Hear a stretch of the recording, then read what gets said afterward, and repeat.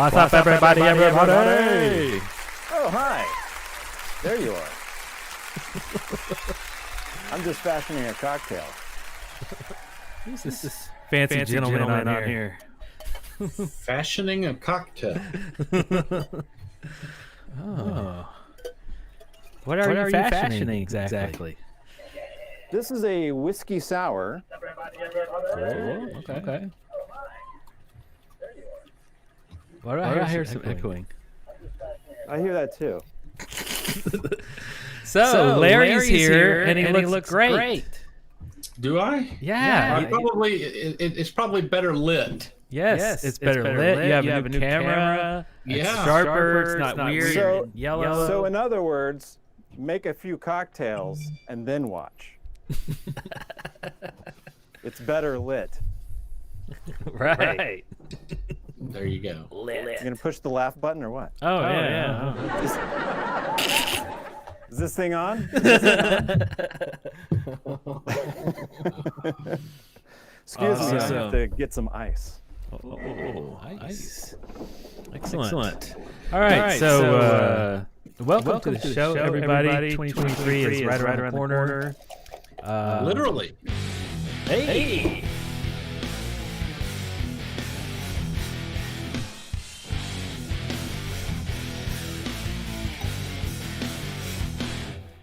Yeah. Thank you so much, Static. Excuse me, this Excellent. might be a little loud.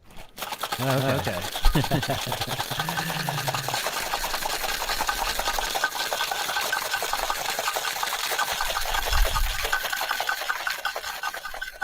Oh, am I still echoing? Is that really necessary? Oh, they said I'm still echoing. Sad but true. Oh no, the mics are having an echo. The mics are really having an Am I echoing? I'm not echoing. I don't hear us echoing. That echo. We're echoing. I can't believe it. It's always something. We are echoing. I just listened to it on my other thing. Hello. Well, you know, I heard echo earlier, but it sounded like something coming out of Larry's computer. Yeah, I turned that off. Oh, okay. Blame me. Are you serious?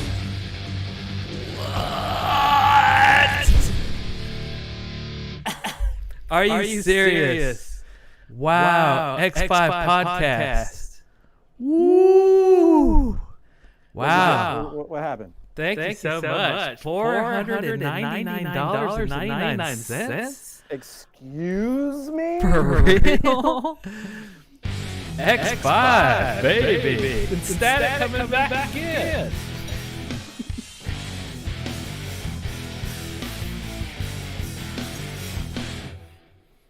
Wow. And I'm echoing. What's the echo now?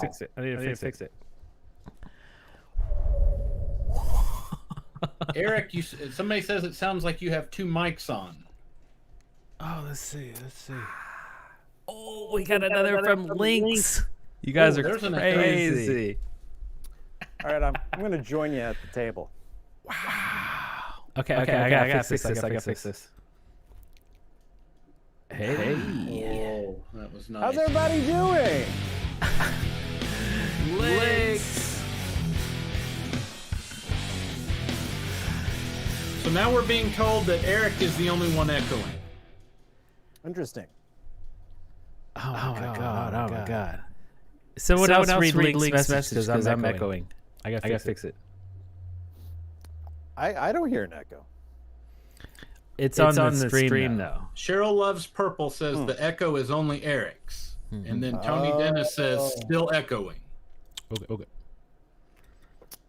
You have to have some sort of setting up twice or something like that. There might be an echo cancellation function somewhere in your streaming program.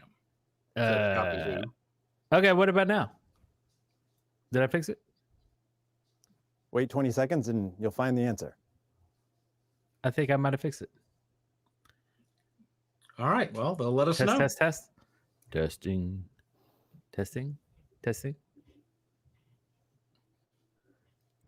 Hello. All right. I think I fixed it. Yay!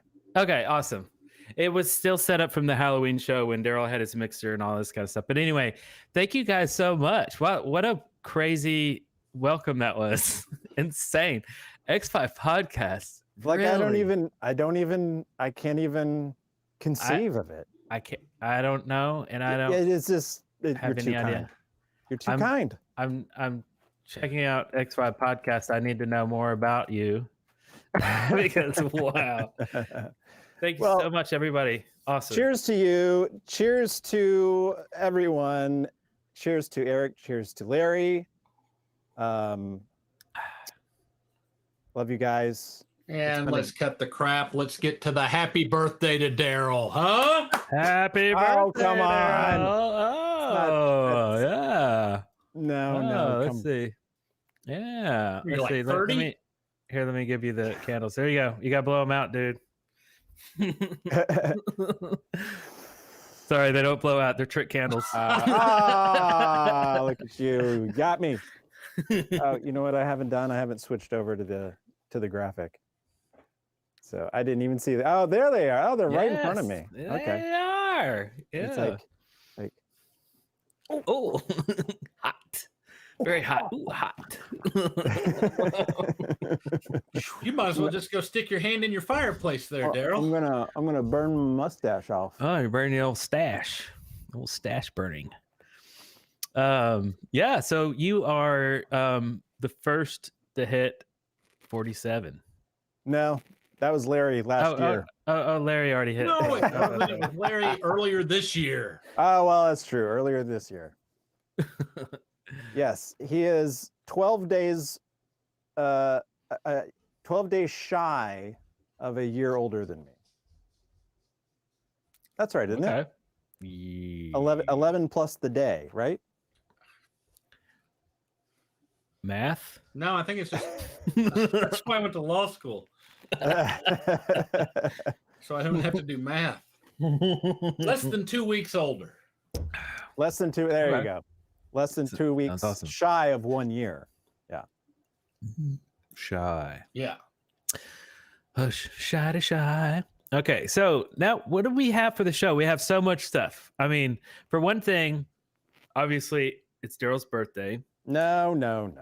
And then we have this New Year's coming in. That's right. For a close.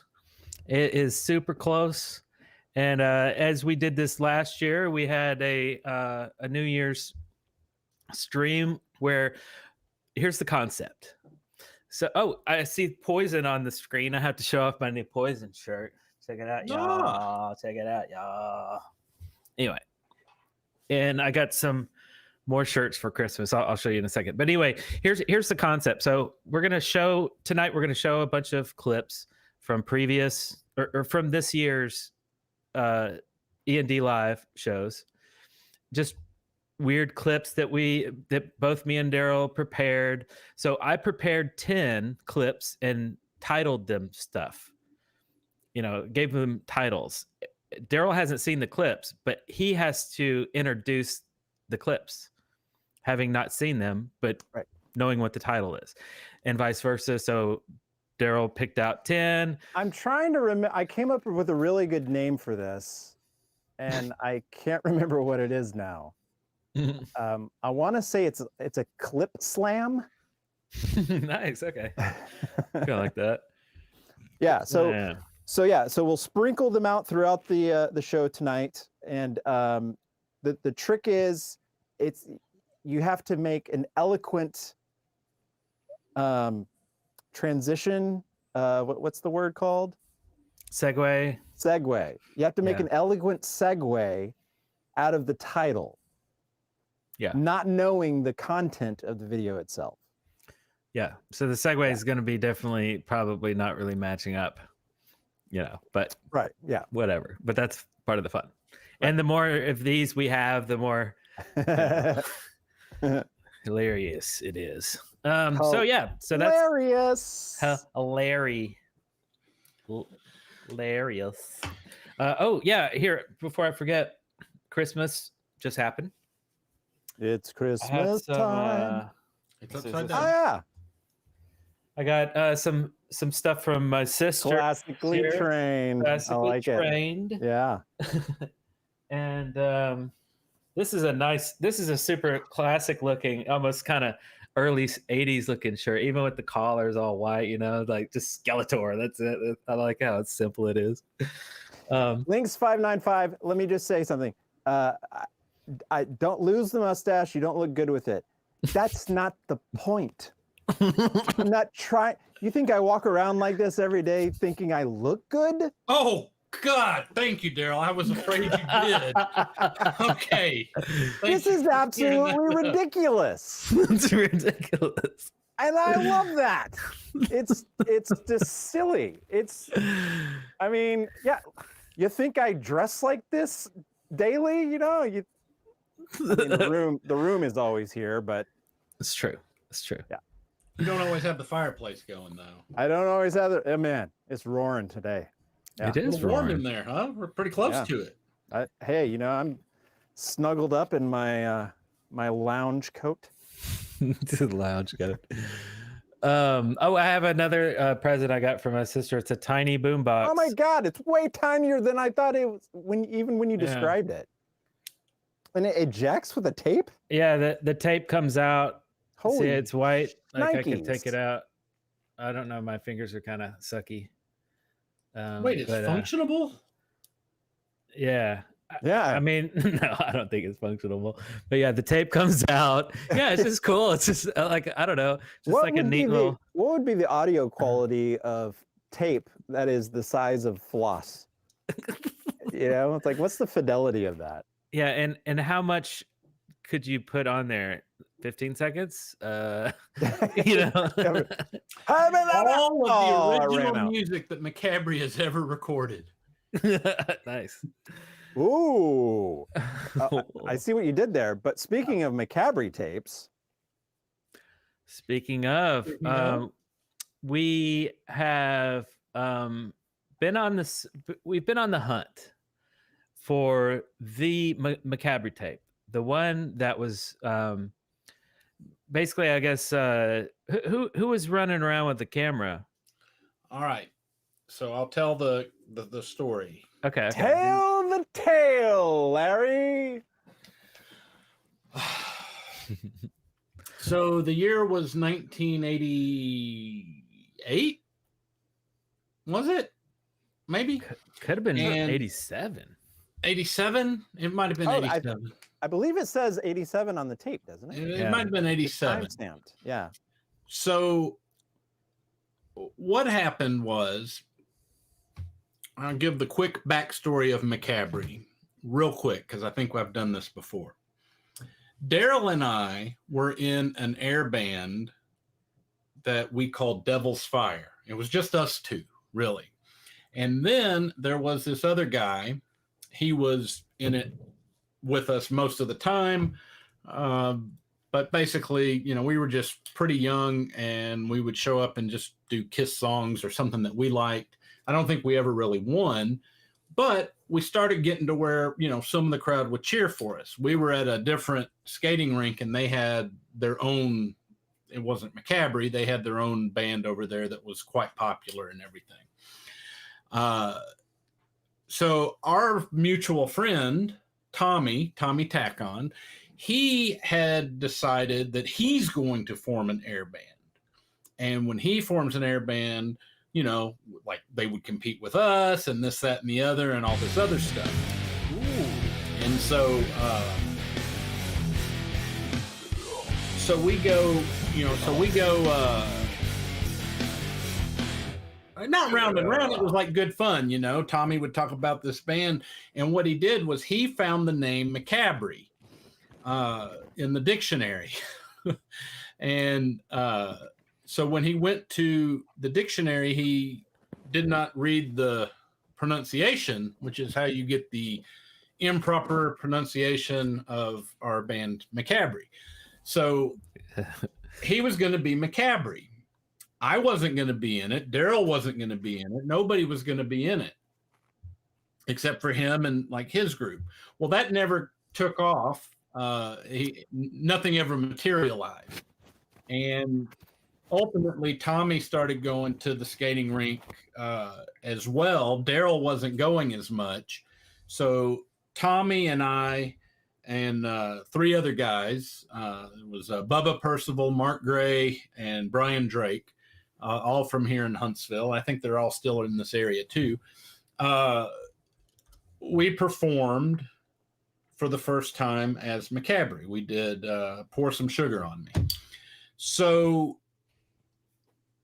fast forward a few months, we became quite popular. We were the big hit at the skating rink and all that. And Tommy, now Darrell gets a ton of credit for, the Heavy Metal Teens at the record store video, right? Mm-hmm. Tommy had the foresight to go to a video rental store and rent one of those big ass. It was probably the same camera that Eric and I rented, and I probably got the idea from Tommy. Yeah, probably. Yeah. It was from Barry's Video. Yep. Yeah, Barry's video. And it was the kind where you put a full VHS tape in there and recorded right onto the tape.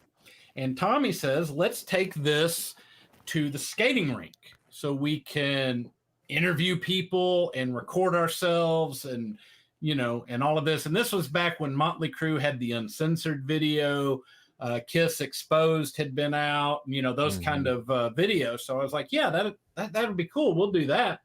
Now, at the time, Tommy was without a doubt the main guy in the band. He was the one that had all the girls and all of that stuff. And the other four of us were just there. Although that would change soon. So we go to the skating rink, and I'm pretty sure it was in December. I'm not 100% sure, but it seemed like it was in late 87. And we record our Wild Side by Motley Crue performance. We do some mock-up interviews with the band, with me, with Tommy, with all the people. And Darrell is there, and he is being kind of introduced, I guess, as a new member. New member to Macabre, because he had, gotten the stuff straightened out to where he was going to be going to the skating rink a lot more. And Tommy would soon depart. Tommy's family, you got to remember, we were 14, 15, 13, I don't remember.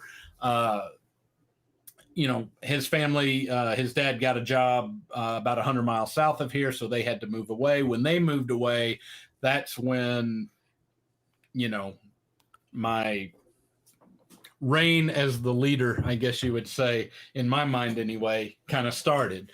And that's also why, and I explained that to Tommy, in the fictional movie Airband that Darrell shot, that was a fictional. Now I'd say it's pretty close, but it's it's a fictional story. It uses Macabre, the real name, but the rest of the names have been changed to protect the innocent. And in that movie, what would be considered the Tommy character is suspiciously absent. And I've explained to Tommy, I said, well, you have to understand, Darrell wasn't really around a whole lot for the stuff before he got in there. I said, so, plus it didn't really fit in with the story.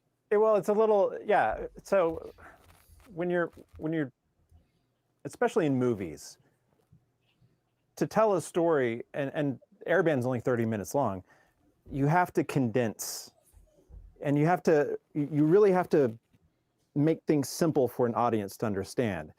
If you get convoluted with, there's one leader and then there's another leader, and both of them are both very charismatic and kind of egotistical, that's like two of the exact same characters. Are you saying I was egotistical?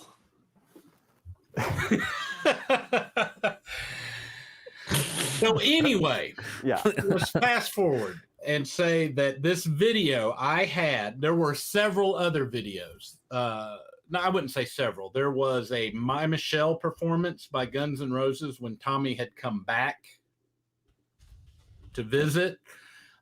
There was this fantastic montage of videos in my living room with several of us holding real instruments, playing air guitar, air banding to a ton of different songs. I did not think Lots of I would songs. ever see that again. And then there was, just like a couple of cool things like that. Now there was an additional performance. The final performance of Macabre was March 8th, 1991. And that was also recorded. But anyway, I had loaned the tape to a friend. When I loaned the tape to the friend, I never saw the tape again. So I start checking around with everybody. Did you ever see the friend again? Do what now? Did you ever see the friend again? Yeah, I've seen the friend. Yeah, I know. He's up in Nashville now. But anyway, there's no video. And so for years and years, and guys, this is where you're going to have to just trust me on this. I held on to the past so much. That was like my time. Darrell used to give me crap for it, and all of that. Everybody did. And I was like, I really wanted that tape. I checked with my cousin. She was the one that filmed most of the stuff, I think, at both of them, actually. I've checked with Darrell. Man, surely you've got a copy of this thing, Darrell. No, I don't have. I never once had a copy of it. Well, you had a copy, maybe not your own. You were doing some editing on my copy, and something got messed up. But that's okay. That was a long time ago. I have forgiven you. Are you forgiving me now? Michelle performance. But anyway, so I went on a quest to try to find this. And then, of course, the Heavy Metal Teens at the Record Store video, thanks to Eric and all that stuff kind of took off, and Macabre was all of a sudden relevant again. Back on the map. In my view, we're always relevant. Back on the Billboard charts. Down the gauntlet, and I checked with Tommy, and I said, Tommy, I know you've got to have a copy of it. And he's like, I do. I know I've got a copy of it. It's at my mom's house. And this was, going back even before COVID, And I said, I was like, man, you got to get it. You got to get it. And he checked with her. Oh, I checked with her. I don't think so. I thought we had it, but we don't have it. And then I go on one of our live shows and I throw down the gauntlet and say, look, I'm putting a bounty on this thing. And I can't remember. I have to go back and look at it. $1,000? I think it's either $500 or $1,000. It's $1,000. Oh, y'all must have already gone back and looked at it. Eric remembers. Okay. And I says, hey, $1,000 to anybody that can get me this tape, right? Well, months later, Tommy sends me a text message. And he says, just found this. Mom just found this. And it was a copy of a VHS tape. And I says, well, what's on it? And he's like, well, I don't know. Don't have a VCR, but the label says Tommy, Darrell, and Larry or something like that. And so I got to thinking, I said, well, that's the only time we were ever together. Like I can't imagine that there's any video that would have all three of us, And so anyway, Tommy gets me the tape from his mom, which was thought to have been lost in a barn fire that they had years ago. I get the tape over to Eric, and Eric is able to have the equipment to see, and apparently we have an obligation of Mr. Marsilli here to cut a check for $1,000, which I will be doing. I will make good on my word. Tommy has been great. He has indicated that he will not take any money for it. And so I guess since his mom is the one that found it and his mom is the one that delivered it, I guess his mom will be the recipient of the reward. And so we hope to be able to see some of that pretty soon. I've told Tommy we would try to arrange with his schedule, get him on at some point also. Well, I tell you what, Larry, I mean, based on the super chats tonight, we're halfway there. If we can just fill out that other Right? box, That's insane. then we'll have old Miss Tack on paid off. Right. There we go. That is crazy. You got to work You're on your funny. elevator pitch, man, for that story. Yeah, that wasn't very good. I know it's your first time telling it, but we need to sharpen it. But we're gonna have some fun with this tape, though. We have a cool way to kind of introduce it and play around with it at the Exactly. The So- point we're trying to make is I mean, this is so fucking cool, right? We have tons of footage already, but this is a tape that's been talked about for years, decades. Yeah. And we finally have it. We have it. It exists. We have footage that no one has seen Yeah. in 30 some odd. And like including us. Like I Yeah. certainly I had never seen it ever in my life. You guys Yeah. at least have seen it before. Yeah. When, back then. But I was like, what is this? Is crazy. So yeah, it's insane. And it will prove Once and for all. that the crowds really were, as I've said. I'm not Yes. making it up. Actually, so this will be the first True. time all of the talking about. All right, we'll wait for this. Thank you, by the way. Copy who? Thank you. Thank you so much. We appreciate it. Yes, this will be the first actual footage of real life airbanding. You're right. Yeah. In yeah. fact, when we were shooting Airband, the movie, which was what year? 2005. Wow, 2005. I know. That's a bad. And Eric Yeah, had it has done been, some yeah. pretty good, like some pretty cool, like behind the scenes or making of, he had captured some footage of, you like shooting the movie and everything. And I remember like when we were, y'all were going through the process of editing everything together. It was like, Larry, man, do you know how awesome it would be if we just had that tape so people could, see? I was actually pretty surprised at how well what I remembered translated to the short film versus what we now have documented. Because we didn't have that to go back and look at for a point of reference. It was just basically Our memories. our memories of it. Yeah. And it was pretty spot on. Pretty right, especially the post, the way it all kind of happened after all the performances were done with the judging and everything. Everyone was in their little groups spread out in the middle, and they were going around, all the screaming, whoever was loudest won. So yeah. That is true, because when I saw it for the first time, I was like, that's literally what Airband looked like the movie. I was like, yeah. Like you actually shot it like it was really. I assumed you did all this time, but just seeing it was just like, oh yeah, that's like exactly like even where the band was.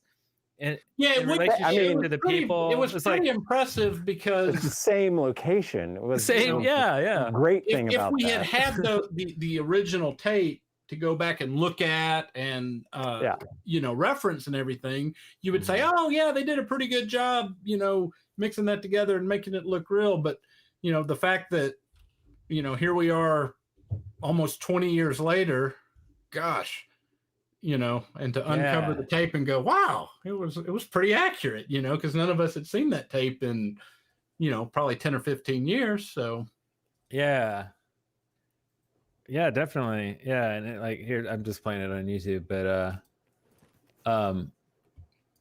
you're like in the center of the skating rink, and that's exactly how it went down. Though crazy. I guess the main difference I would say is the performances here were choreographed and filmed, so it's very tight and very organized. Whereas when you see some of the performances Not so much. from the past. I mean, it was just kids just going crazy all over the place. Yeah. Yeah. And that's what's fun. I mean, because it's real. Like you get to really see Right. how it all went down. So super cool. Motley Crue. Hold on, somebody's asking me, prefer Motley Crue or Poison? Who are I they? think they wanted to see the graphics pop up on the screen. yeah. We've been messing around. So I wanted to say ADV Buzz. Are you Copy Who? The last person to do a super chat said, much inspiration from you guys this year. Great content, very creative. Keep the mustache, Darrell, and happy birthday. Thank you. Jared Frank right before that said, about to head out to a show, but we'll tune back in when it's done for the ride home. If you guys are still alive, happy New Year and happy birthday, Darrell. Thanks, Jared. Thank you. And then I just happened to catch X5 podcast said, hey guys, our studio is about half an hour away from Huntsville. We have lots of musical guests, mainly 80s and 90s bands, etc. We would love for you guys to come be on the pod. What? Sounds So, like yeah. a plan. Yeah, let's hook up. Make it happen. Yeah. In fact, just email us. Email us ericanddarrell@gmail.com. That's just our collective email that we use to contact people. But yeah, that would be epic. I love it. Wyatt likes my shirt. I guess I should. I got the long Nice. I was gonna say, just based on the gene, that looked like Alive too. Yeah. This was so on the Kiss website. They did a bunch of different vinyl release drops, I guess you call it, where they re-released a lot of their, older stuff and these collector bundles and stuff. And I was fortunate enough to grab the Alive 2 reissue, and it came bundled with this long sleeve shirt. And everybody else I know kept their shirt in the little bag, so it'll be a collector's item later. I decided I'd wear mine. So amen to you. Just it's a because shirt meant to it's a be shirt. worn. Yeah. It's a shirt. Well, and that's the thing, So I've got all of my old T-shirts. Hey.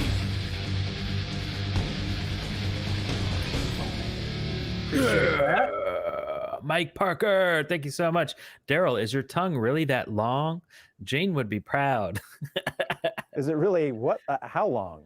It's as long as it is. But you had I the don't know. photo. You had the photo with, Yeah, on do the Facebook tongue today. thing. Everybody wants to see the tongue. Yes.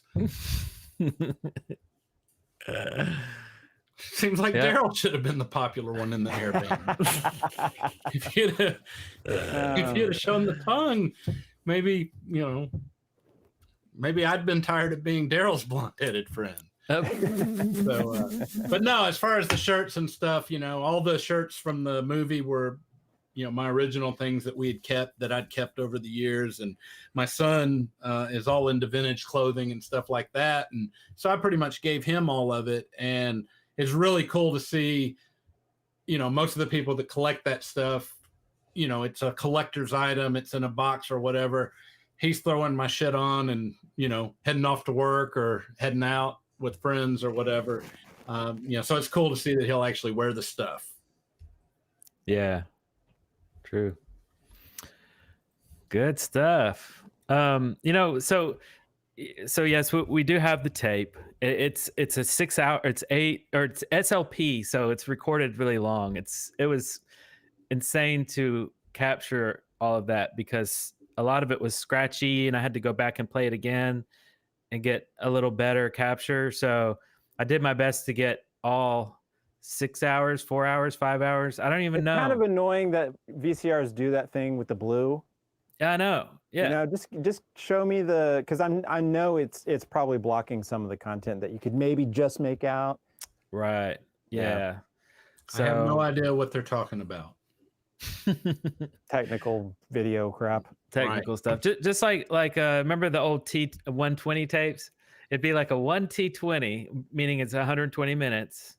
I don't know what the T stood for, but I'd say about a fifth of a T120 Okay, so I'm trying to introduce a new clip here. Going out of order too. I like it. I was breaking the struggling. rules. I was struggling. Are we Ah, supposed to go like in it. order? Oh, No, well, okay. we don't have to, but Okay, so here's a clip. Again, we're playing. If you just tuned in, we're playing old clips from this year, previous clips of E&D Live. I introduced clips that Darrell has prepared that I haven't seen, and vice versa. Anyway, so here we go. Check it out. Let me see if this is going to be a smooth operation. I know the.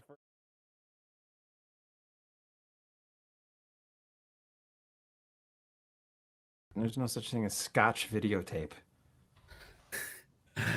Yeah. I mean, remember the classic? Yeah. Oh, look at that. There is Scotch videotape. Yeah. But I have an idea, $1 billion idea. You make a scotch and you put it in a VHS like tape set here. Like that would be the bottle. All right. But it would be like scotch, a scotch drink. Huh? Okay. So it's not $1 billion idea, maybe a $15 idea. Hey, man, I'll give you $10 to stop talking about it. Nice. I like that. It was a little echoey, I believe. No, I think only we heard the echo. Oh, okay. Yeah, did anybody hear an echo in that clip? By the way, let us know. But I can't believe you forgot that there was Scotch tapes back then. I know. And well, and doubly, like after thinking about your idea, I think it's actually a $1 billion idea. Boom. We should do it. Nice. But Excellent. I gotta say, my little ending of there was just perfect comedy. Yeah. I'll give you $10 to stop talking about it. All right, so we have lots of stuff, lots of crazy, weird stuff. Okay, so here's the first thing. Oh, by the way, Darrell, so it's your birthday, so I hope you didn't mind. You don't mind, but I went and grabbed one of your Instagram photos from 2048, and I want to post that for everybody to check it out. So Wow. 2048. yeah, I think Darrell's about 73 in that photo. Apparently, I still have the mustache. Yeah, and you have childlike fingers. Childlike fingers. I you managed, still have the stash. I managed to start using moisturizer on my hands, but I forgot my face. Right. Yeah. And that is a nifty then vintage jacket that you're wearing. Oh, is it? Oh, yeah. Yeah. Oh, I mean, no, it would be 30 years from now. And I see Apple hasn't changed their design for their iPhone in 30 years either. Well, that's probably actually Well, they did, but then accurate. around that year they started doing retro phones. So that's actually a retro phone. It's modern interior, like all the components are modern. Just exactly. Yeah. Yeah. But they thought it'd be hilarious, and you're like, man, I'm into retro design. That's why you took the picture in the first place. I had that phone 30 years ago. I loved it. I'm gonna get one. Get me one.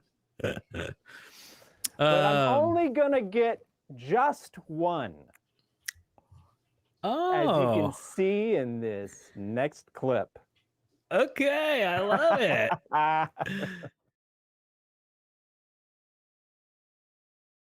Hey, Eric. Here. So there was this question. How many Polaroid caps do you own? One. Wait, how many? One. You mean just one? Just one.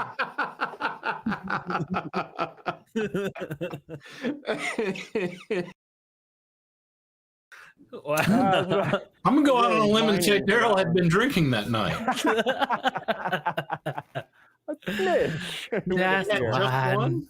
Just one. Nice. Okay, so man, Bob Barker with a stash. I should have had my lav mic on on a long pole. Oh yeah, he had that weird know, stick. Yeah. Yeah. Are you like, going to tell them to have their pets like, spayed or neutered? Hey, was- remember to have your pet spayed and neutered. That does look like it. That's funny. Let's see here. Okay. Oh, I have a couple of little entertainment type things here. Did you guys realize that the Karate Kid movie? So there's a new Karate Kid movie coming out, Karate Kid 5, announced already. It's going to be released on June 7th, 2024. The future. Right? Like a year from now. But like, this is, I mean, there's a whole thing about this. Like, it's really, have you heard about this? Is it like super early? Is this just, I'll be honest. I've kind of lost track of the whole Karate Kid Cobra Kai phenomenon oh yeah. going on. Yeah. Well, I'd heard about this, and it's like using the cast and stuff from Cobra Kai, but it's going to be a movie, so it's kind of like I would actually just prefer them not to do a Karate Kid 5 and just go ahead and do a Cobra Kai movie. You know, just go right into that instead. I don't know. I feel like the Karate Kid series is just kind of just done. Just name it something new. I don't know. Was there a Karate Kid 4? The hell was that? Yeah, wasn't With that Hilary Swank? was that not with Will Smith's son? Or I think that was just called The Karate Kid. That was just like a remake. That was a complete and total remake. Yeah. Oh, okay. Then where's 4? I don't know. I don't know. Weird stuff. But there is going to be a Gremlins 3 though. Did you hear about that one? Ooh, I have not. So Who's Gremlins directing it? Let's see. I don't know if they have a director yet. It'd be It's great always if a it good was. sign. Let's see. Was it Chris Columbus? Yeah, it was Chris Columbus. Christopher Columbus? Yeah. Who sailed the ocean blue? Yeah, and Cool. directed the original, as well as the first 2 or 3 Harry Potters. Oh, okay. Yeah. Nice. So yeah, that might be a thing. I don't know. It's What like do you think you're it's going to focus on? Oh wait, go scroll back up. the fate of Gizmo. Scroll back up. Oh, right here? Oh yeah, there we go. Or from Chris Columbus has come out and said that the first film is very near and dear to his heart, and as long as he is alive, it will never be remade. So I guess he's Okay. not involved in this new one. Okay. It's Does not he going to own be the a rights? reboot. I that? don't know if he owns the rights or not. Because if he doesn't own the rights, that's not really for him to say. He may say he doesn't support it ever being remade. Right. Right. Anyway, also I don't have a picture for this, but did you guys watch the sequel to The Christmas Story? Remember The Christmas Story?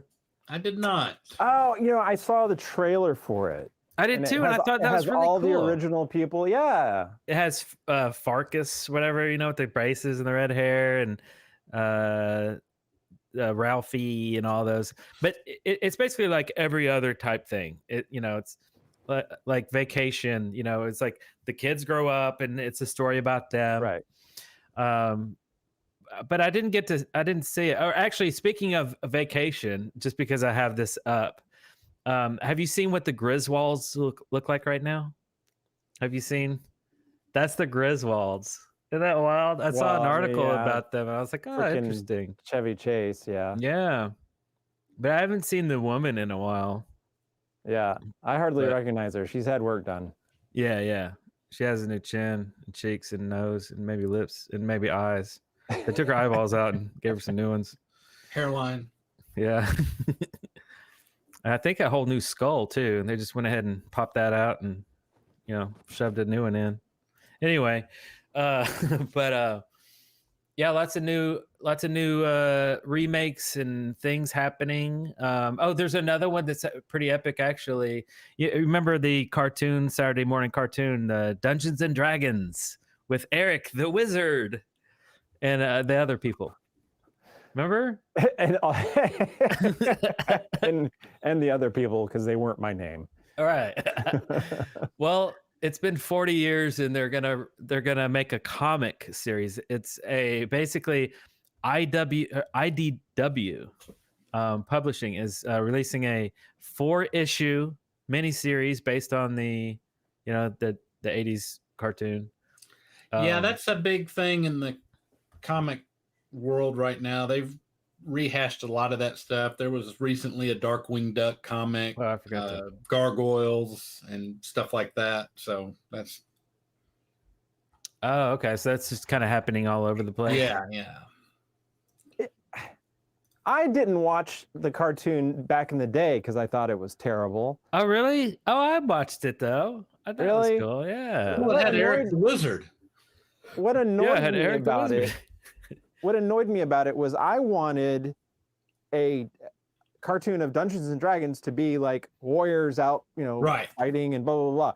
And they had to write in this stupid plot line of these kids that go through a time warp and get stuck in a Dungeons and Dragons land, and they're just like Yeah, you wanted teens. like the dark, evil wizards, like, and swords warriors. and sorcery, and Yeah. That makes sense. Yeah. Well, they knew the target audience, so they had to appease them. So that's what Did I they? think. But yeah. I was the target audience, and they did not appease me.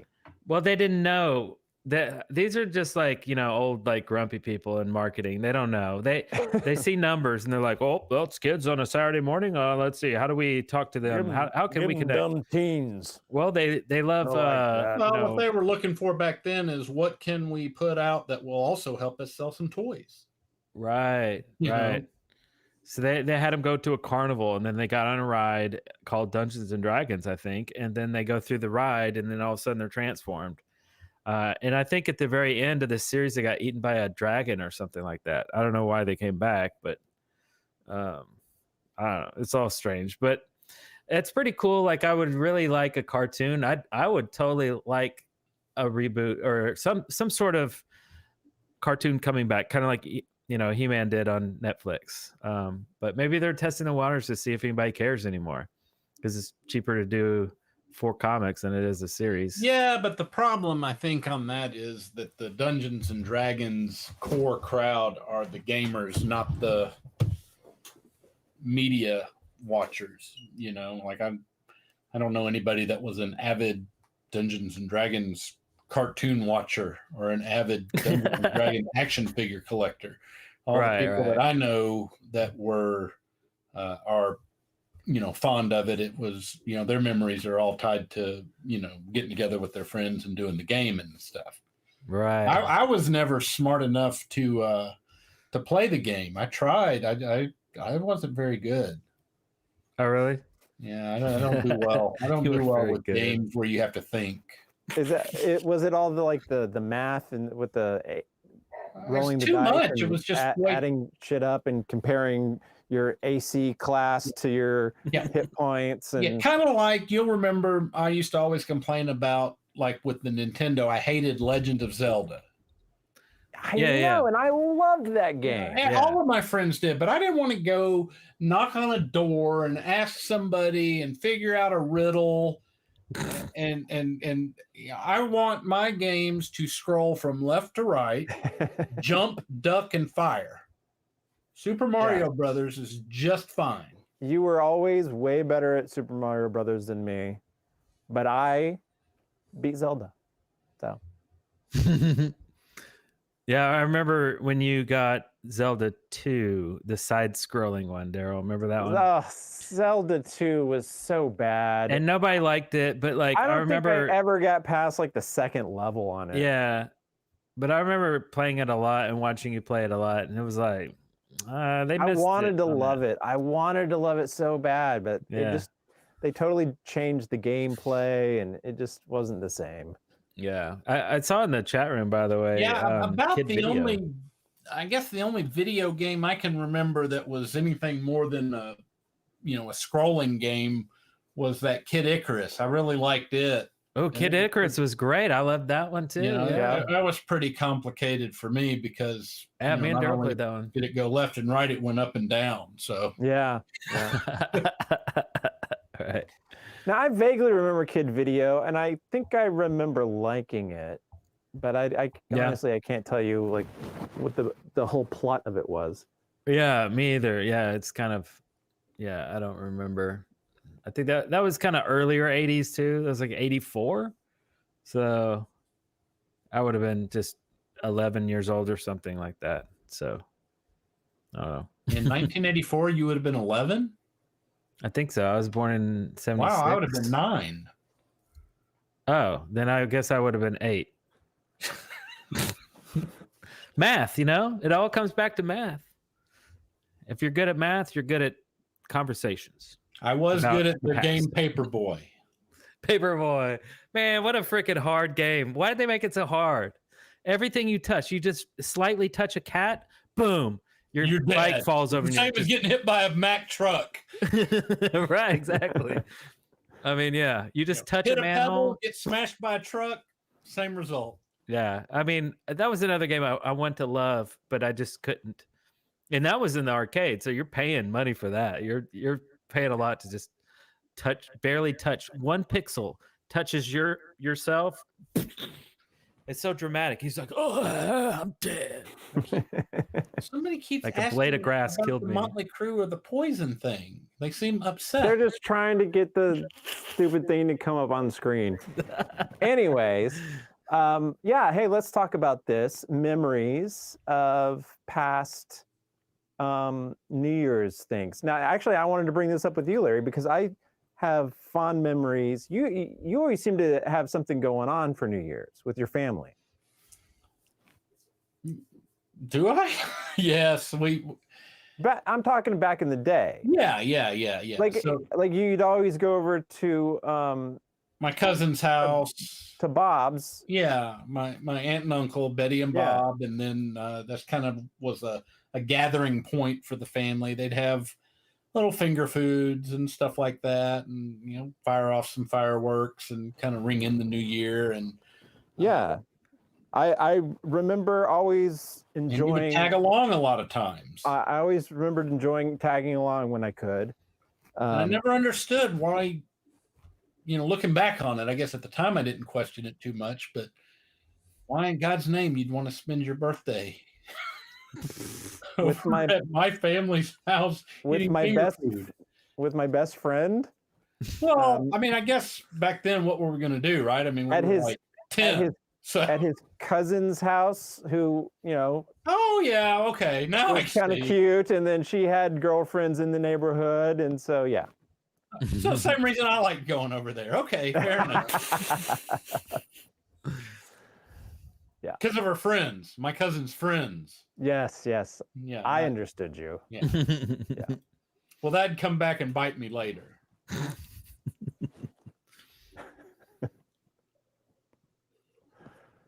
Was that the end of the story? Yeah, that was it. Oh, look, okay. Tommy chimed in. Tommy Chong. Was he in the chat room? Did you have any? Leaving. I've been looking to see if he had any comments, but looks like he's checking out and maybe has a hot date. Could be. Oh, I wanted to mention the McDonald's trip video too, real quick. So we just put out a video where me and Darrell go to McDonald's again after 33 years from the previous time, and we got lots of new subscribers just coming in, just seeing that one video and not knowing there was an older one, and then later discovering that one. And what I thought was really cool. I mean, it was super fun to shoot. We have tons of footage. I had to edit it down to like 13 or 14 minutes, but there's a lot of extra stuff that's hilarious. My mom kept asking me, why didn't you put that part in when I said this? Or why didn't that part? And I'm like, hey, I'll cut it up. It'll see, people will see it somehow. It all anyway. wound up on the cutting room floor. Yeah, it's not just deleted. We don't delete footage. That's show around here. business, baby. Yeah, you'll see it in another video somehow. But anyway, we had you know, a lot of people kept saying, wow, that was a really great documentary. And I was like, oh, I mean, I guess it does have a sort of documentary style to it. Which brings me to a specific video clip I'd like to play from a past E&D Live show from 2002. You like that segue? Well done. Ah, thanks. All right, here it is.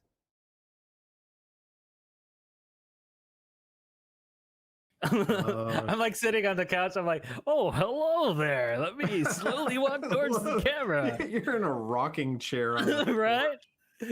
That's funny. How stereotypical could you be? Anyway. Like I was just like all quick. It's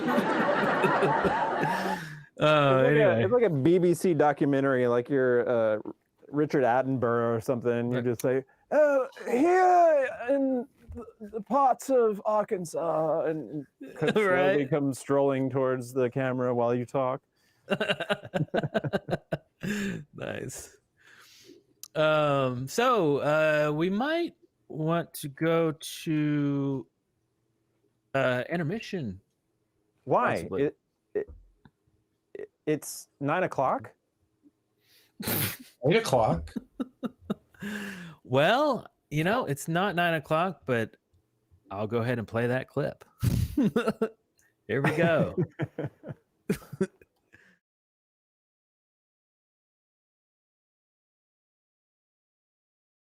Remember the video we did showing off our awesome flesh wounds? Yeah. So there was this song that you were singing at the very beginning of it. Yeah. Yes, And- mystery solved. Yes. Here, I have the clip of the video, him singing. I just want to say hi. I just want to say, it's 9 o'clock, your toast is burned. Yippee-yi-yippee-yi-yi. It's It- 9 o'clock, your toast is burned. Certainly, it's not just some random thing that you just came up with out of the blue. No. And I searched it, and like just searching the keyword, you know, that it was really hard. Like I kept finding it, and then I finally found it in a really obscure forum, like a message board from like long time ago. I found the reference Mm-hmm. somewhere online, but you managed to actually find the clip. It was a whole thing, but I finally got it, and I sent it to you. I'm like, hey, look at this. Yeah. But anyway, so yeah, let's check this out. Why, that's not all. I've got a Mop-O-Matic, a digital zucchini slicer, a turbocharged beet flosser, and a country-twanging toast timer. It's 9 o'clock. Your toast is burned. Komataya. 9! I gotta go to bed. Big day ahead tomorrow. Night, Mama. Of course, it was Gizmo Duck. I was obsessed with Gizmo Duck at the time. Oh, nice. Yes. That was weird because that was actually a clip inside of a clip, right? I had played a clip in that clip. That's so crazy. So meta. Whoa. And then I was like, whoa, Darrell kind of looks funny. What's funny about him? Oh, no stash.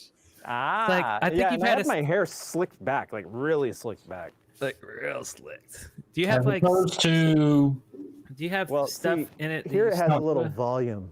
no. Volume. Whoa. What is that? A timer? Is someone's microwave done? Is a little cheeseburger been warming up for a while or something?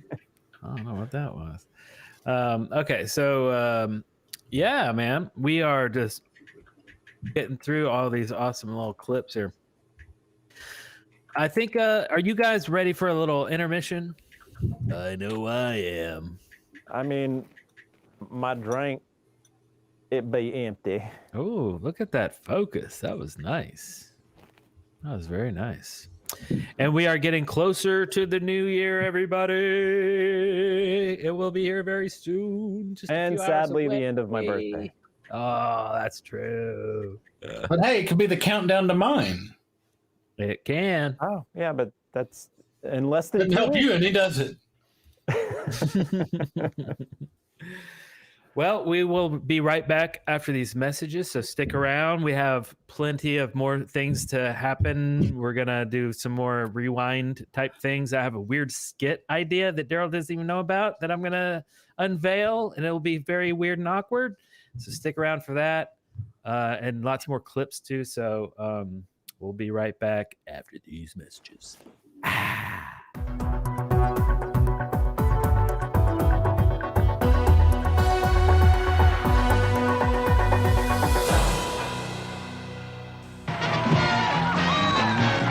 Bird cards for Casio. Would you rather have a calculator or a watch? With a Casio calculator watch, you have both, and it works with one finger. What's the world's most revolutionary watch? The Casio Melody Alarm. 12 melodies, including jingle bells and happy birthday. What is digital? Digital is Casio.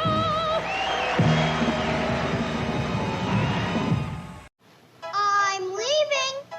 I'm going. Guess there's no point baking Pillsbury's best cookies. Cookies?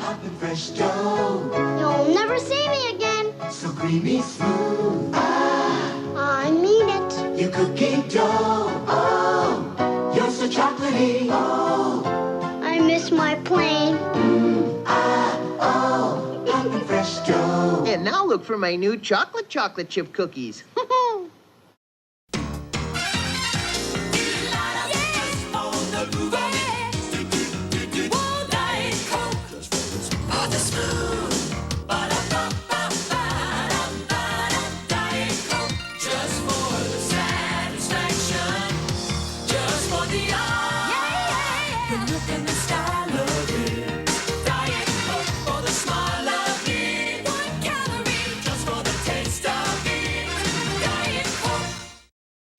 Playing Matrix. Matrix is the game that two can play 1,000,000 times and no two are the same. Each player gets 3 chips in 2 colors. Matrix is the game. You take turns putting chips on the board.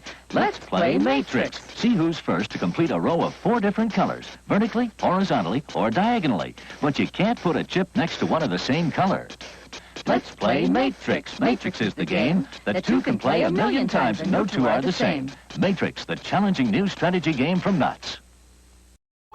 Read about tennis tots, political posters, and the miniseries Shogun, all in the new issue of TV Guide magazine. This is going to be great. Yeah, right. We've actually taught Michelle to say Full House is moving to 8:30 Friday nights right after Perfect Strangers. All right, Michelle, let her rip. Don't miss Full House at its new time tonight at 8:30, 7:30 Central, right after Perfect Strangers. Michelle, your voice has changed.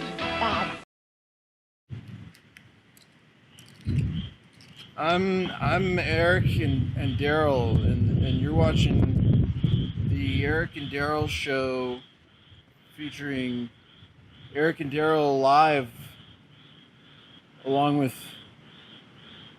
Eric and Darrell.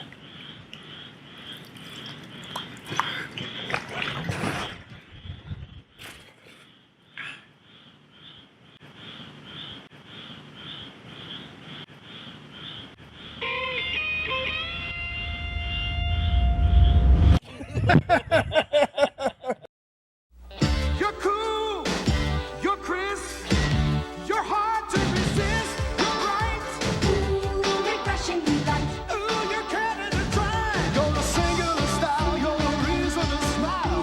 You're clever, you're neat, you're never too sweet. Ooh, you're Canada dry. You tickle, you making me laugh. Oh, ooh, you're Canada dry. Ooh, you're Canada dry. Super fast, it's a blast. Matchbox. Get ready for Matchbox Super Fast. and the ultimate challenge. You build them super fast. Matchbox Super Fast. You customize them to compete. You pick the power. Matchbox Super Fast. Which will win, slicks or knobbies? Now you race in the ultimate challenge. Matchbox Superfast. Matchbox Superfast Machines Ultimate Challenge. Batteries not included. You put it together. I am the Wizard of Odyssey, and I possess the key to create a video game challenge. The keyboard from Odyssey 2. You can type your name on the screen. What wizardry? Change grids, or design whole new ones at will. Or play master strategy games like The Quest for the Rings, or 50 other games. Believe me, the Odyssey 2 keyboard is the key to greater challenge. Available at Minnesota Fats. Jordache has the fit that's right. The Jordache look. The Jordache look.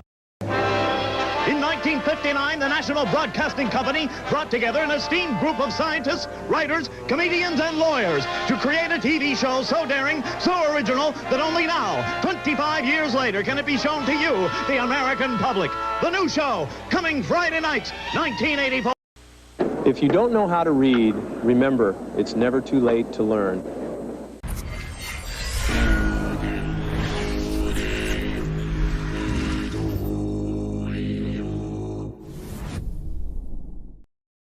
Time takes you beyond the news. Time flies and you are there. Time cries and lets you care. You understand the world we share. This week, Time helps you understand the spoils of war, the diplomatic and human costs of victory in Lebanon and the Falklands. Read time and understand. What's in this little blue egg that keeps Barbara Eden looking slim and trim? Ooh, there's only one answer to that. It's Legs Control Top Pantyhose. See, Legs slims and trims but doesn't bind. So you get comfort and control. Stretching, bending, standing, sitting. There's one pantyhose that's always spinning. Nothing beats a great pair of legs. America is not going to be pushed around anymore. Dodge challenges every brand of station wagon in America, including the imports, with the new front-wheel drive Dodge Aries K. Most wagons don't have Aries 6-passenger room. Most don't have its high mileage. And not one has Aries combination of high gasoline mileage, 6-passenger room, and front-wheel drive. Aries stands alone. Aries K at your Dodge Ram dealer. The American way to beat the pump. Aries wagon prices start at $67.21. K-Tail's making waves. Sound Waves with sensational Diana Ross. I said upside down, you're turning me. Rocky Burnett. The Sound Waves sizzle with Pat Benatar, Pure Prairie League, and Jermaine Jackson. Robbie Dupree. Wave after wave with Air Supply, The Spinners, and Liv Sing. Today's biggest hits on Sound Waves, in tune with the 80s from K-Tel. Available at these and other fine stores. Sunday on Disney. I wish I was 17 again. An angel makes it happen. You know you make me wanna shout, kick my heels up and shout. Robert Urich is young again. They're comic book heroes living life for the first time. You know what happens in the real world with a real woman at the end of a real date? Not firsthand, no, but I've been watching Oprah. A superhero and a streetwise private eye. Hey! You don't want to do that, friend. I don't recall asking your opinion. Consider it a fashion tip. You look better without holes. Once a Hero, coming to ABC this fall.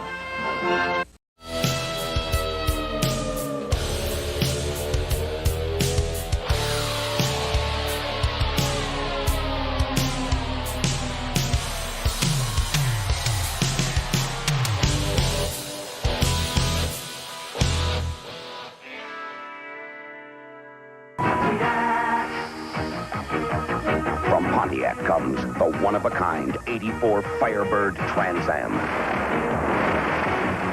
You can order it with aerodynamic ground effects, a high-output 5-liter V8, high-tech turbo wheels, and a close ratio 5-speed. And knowing you probably will. Trans Am, only from Pontiac. Build excitement, Pontiac. How about Red Lobster for lunch. Come wake up your taste for seafood in the middle of the day. Enjoy lunch at Red Lobster. We'll serve you right away. This isn't the old burgers and fries routine. Red Lobster's serving scampi, flounder, salads, lots of lunches far from routine. Everything we do is for the seafood lover in you. Red Lobster for the seafood lover in you. It's a new night for perfect strangers. That depends on what you plumbers consider an emergency. Starting this Friday. Did you see the Poseidon adventure? Then, one night I went to bed a nerd and woke up looking like this. Isn't nature great? The best. Growing Pains Kirk Cameron guest stars with his real sister on Full House. And get a grip on laughs as Belvedere's on the move. Mr. Belvedere at its new time, 9, 8 Central. A new lineup of laughs, Friday. Hi, time for timer, and time to make a week's supply of healthy after-school snacks. Now some weekend when it's raining and your mother is complaining because you're hanging around just twiddling your thumbs. Tell your mom that you've been itching to make something in the kitchen, and oh yes, the mess will be a minimum. But the thing that's going to please her is you make it in the freezer, and nothing could be easier to fix.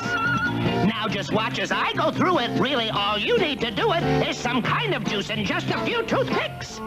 Okay, now take an empty ice tray and fill it up with orange juice or lemonade or pomegranate juice or whatever turns you on. Then cover the tray with plastic wrap.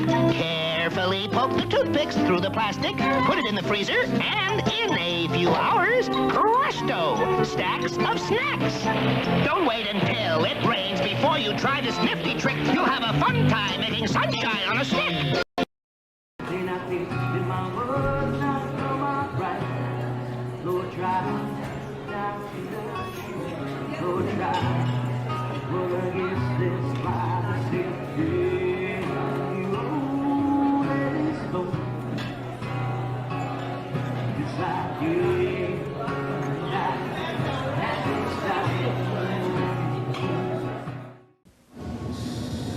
I gotta eat. There's something over there.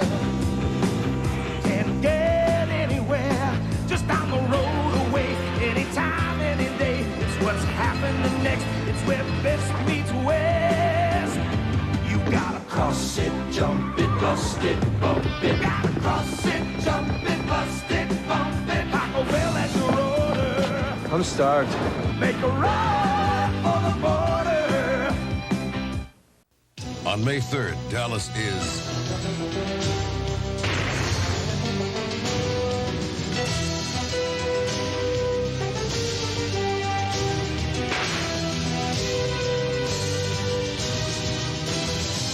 Dallas, the final episode. Trust us, it ends with a bang. Tuesday on Moonlighting. Marry me. When Sam pops the big question. I thought we were heading for something big, too. Will David forever hold his peace? It's a summer romance headed for fall. Moonlighting. Tuesday. You know, Whoppers are my most favorite sustenance. I love how Burger King flame broils them to give them such a juicy tastefulness. How do they do it in your country? You do not want to know. It is too unspeakable. Ah, come on. Come on. How they do it is they fry them. That's how some places here do it. No. You are joking me. No. We do it like you do it when we do it like we do it at Burger King.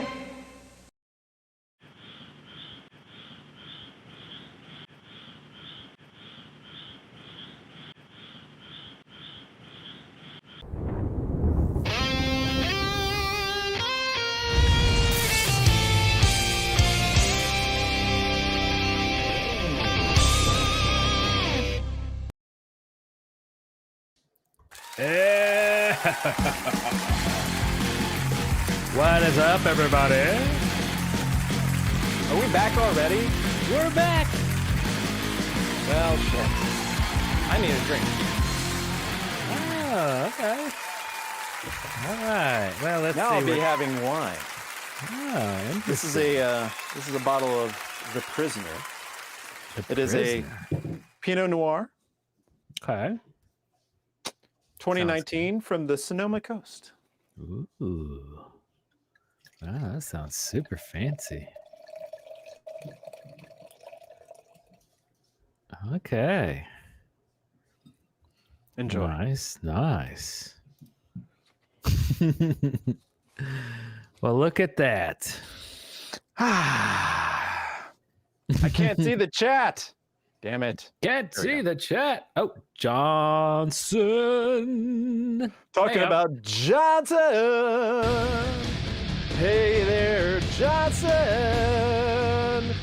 We really like you. Yeah. Thank you, Johnson. You guys can make weird and awkward very fun. Happy birthday, Darrell. May 2023 be the best year of your lives so far. Thanks. Thank you. Hey, speaking of my birthday, I'm going to have some birthday cake. I made this. This is a rum cake, and it is amazing. Oh. Wow. Oh, that's the rum cake. Okay, yeah. I saw that on Instagram. So moist. So boozy. But not really. Moist. You wind up cooking it all out, but it's tasty. Moist. Oh my God. I That have to tell you about probably the most creative and the coolest birthday present I've gotten in a long time. Okay. So my wife Elizabeth is like, hey, I got a present for you. We're going to open it before we go live. I'm like, okay. But there's not really nothing to open. You're going to watch it. I'm like, what is she talking about? So everyone's familiar with the service by now. The service. It is called, what is it called? I can't remember the name of it. What is it called? You mean like the movie? Like the what? Show? No. The service that it was on. Cameo. You familiar with Cameo? I was like, Yeah. The service. What is the service? Is that the service? No. Cameo. Okay. Cameo, yeah, a place where, like famous people of different sorts. That's when Vince Neil got yes, drunkenly said like a bunch of nonsense for $300. Yeah. Hey, Decker. Yeah, that one. Yeah, that's awesome. Well, do you guys you listen to podcasts? Mm-hmm. Okay. Are you familiar with Armchair Expert? No. Okay. Armchair Expert is probably one of the biggest podcasts out there. It's hosted by this guy, Dax Shepard. He's an actor, a director, and he started doing this podcast as part of COVID, and it just blew up. Oh, Dax. Dax Shepard, yeah. Oh, yeah. I mean, yeah, he's an actor. Yeah, he's married to Kristen Bell. The blonde girl from Good Place. Yeah. Oh, yeah, Dax is cool. What were the movies he was in? He was in something He was in Idiocracy. Idiocracy. That's the one I was trying to think of. Yeah. I have not heard this podcast. I should listen. Well, so he grew up in Michigan. And in the 7th grade, he's a year older now. He's Larry's age, essentially. Oh, that's old. Yeah. Old man. So in 87, when he was in 7th grade, he met his best friend, Aaron Weekly. And they've been best friends ever since. Okay. So, like, I've always thought, wow, their story is so familiar, like just two people that have known each other for forever and still talk to this day. Sounds familiar. Yeah. So, as a birthday present, she had Aaron Weekly make me a video. Gotcha. Okay. But just watch the video because it's really cool. It's really cool. All right, here it is. Hey, Darrell, happy birthday. It's BFAW, and your wife Elizabeth wanted me to give you a little shout out. I don't usually get a homework assignment when I'm doing a cameo, but I was happy to check out your YouTube channel. Oh my God, dude, that and congratulations on you have like over 100,000 subscribers. Fuck yeah! I wanted to show you something that my friend got me just the other day for Christmas. I know fellow metalhead would appreciate, and this was last year for Christmas. He got me fucking Slayer socks. I got Slayer and Metallica here.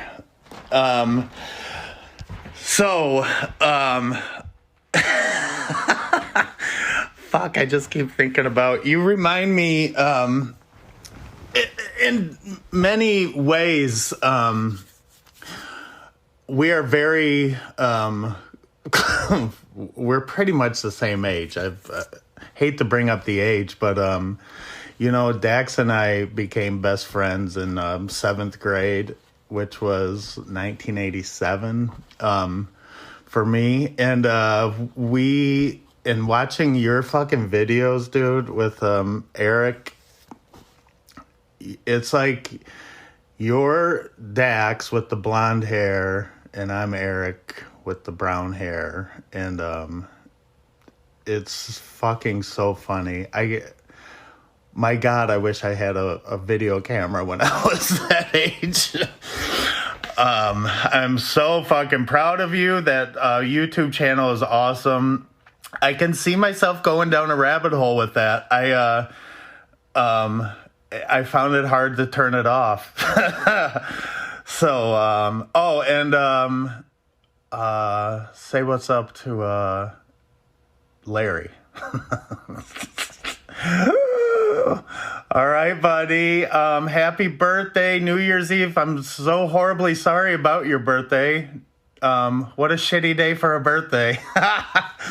But then again, just pretend everyone's partying for your birthday. That's what I do. Mine's July 2nd, so everyone's always fucking getting after it for the 4th of July. And I'm like, oh, the whole country is partying for my birthday.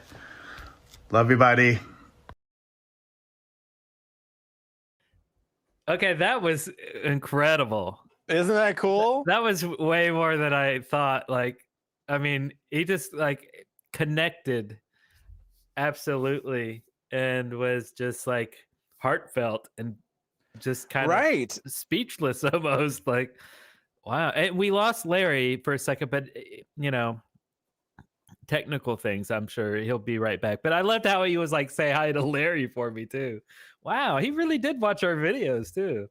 I know, right? That is wild. That is so really I just got a cool. text from Larry. He said power just went out. Not sure what's happening in our area. Oh, the power went out.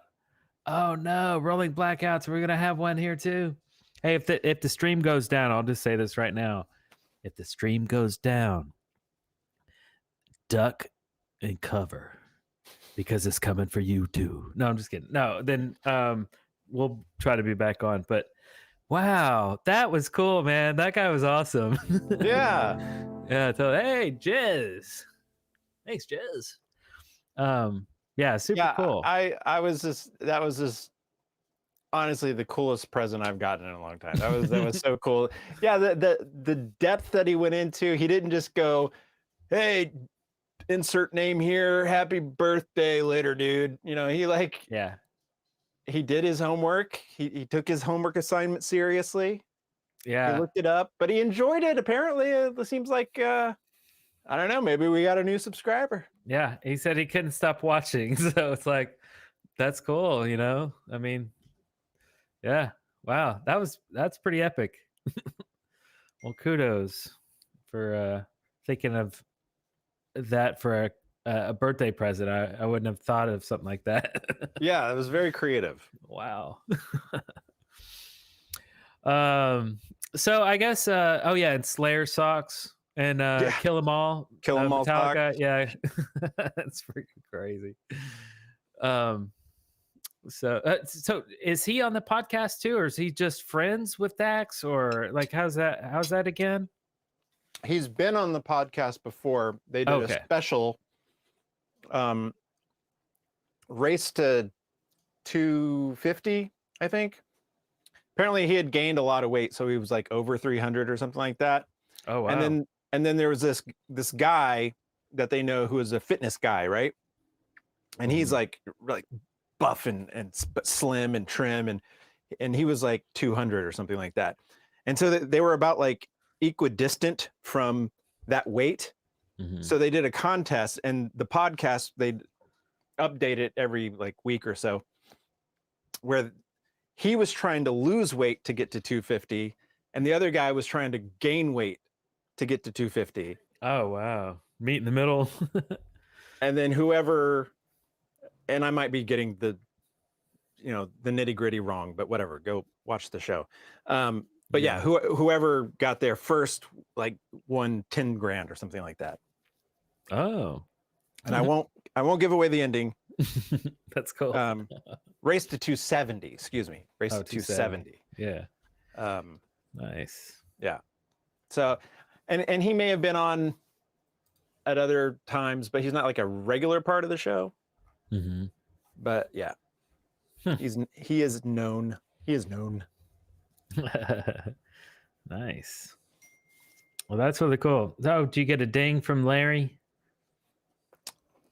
Is he back in business? I have not heard back about his status. Oh yeah. So we may have had all of the metalhead teen we're gonna have for the evening. Oh, okay. Well, we'll see.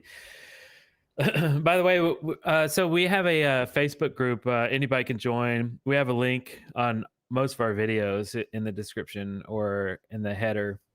It's a Facebook group where we just hang out and talk about whatever, post memes. But anyway, the reason I bring it up is because somebody was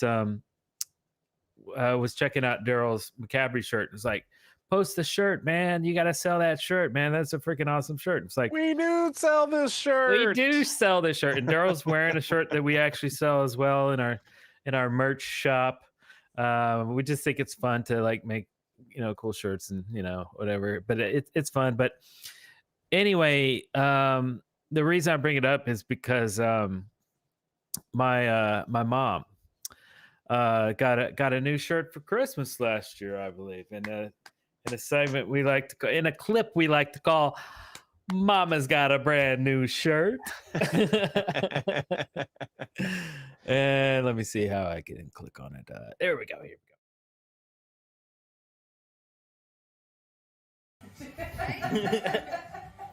That was perfect. That's awesome. Yay. Got it? Yeah. Just the Darrell show. Or just the Darrell show.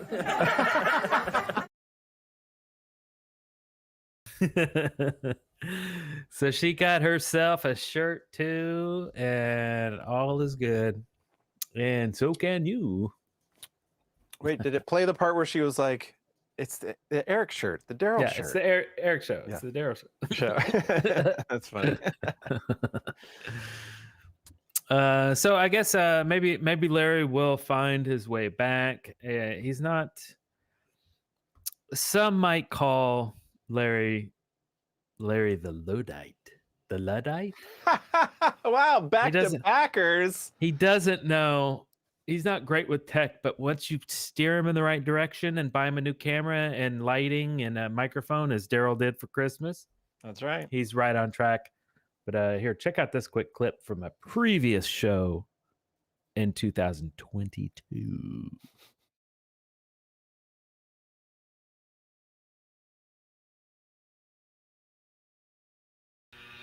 Hey, Darrell, turn yourself up a little bit. Turn myself up? It seems like somehow Larry's fan has drowned you out a little bit. Yeah, all of his... I'll turn the fan off. Maybe it's the fan on his CPU. Wait, let's see. Does that work? It's still Is that there. better? I think Larry's technology sucks. He doesn't have good lighting. His closet door's open. And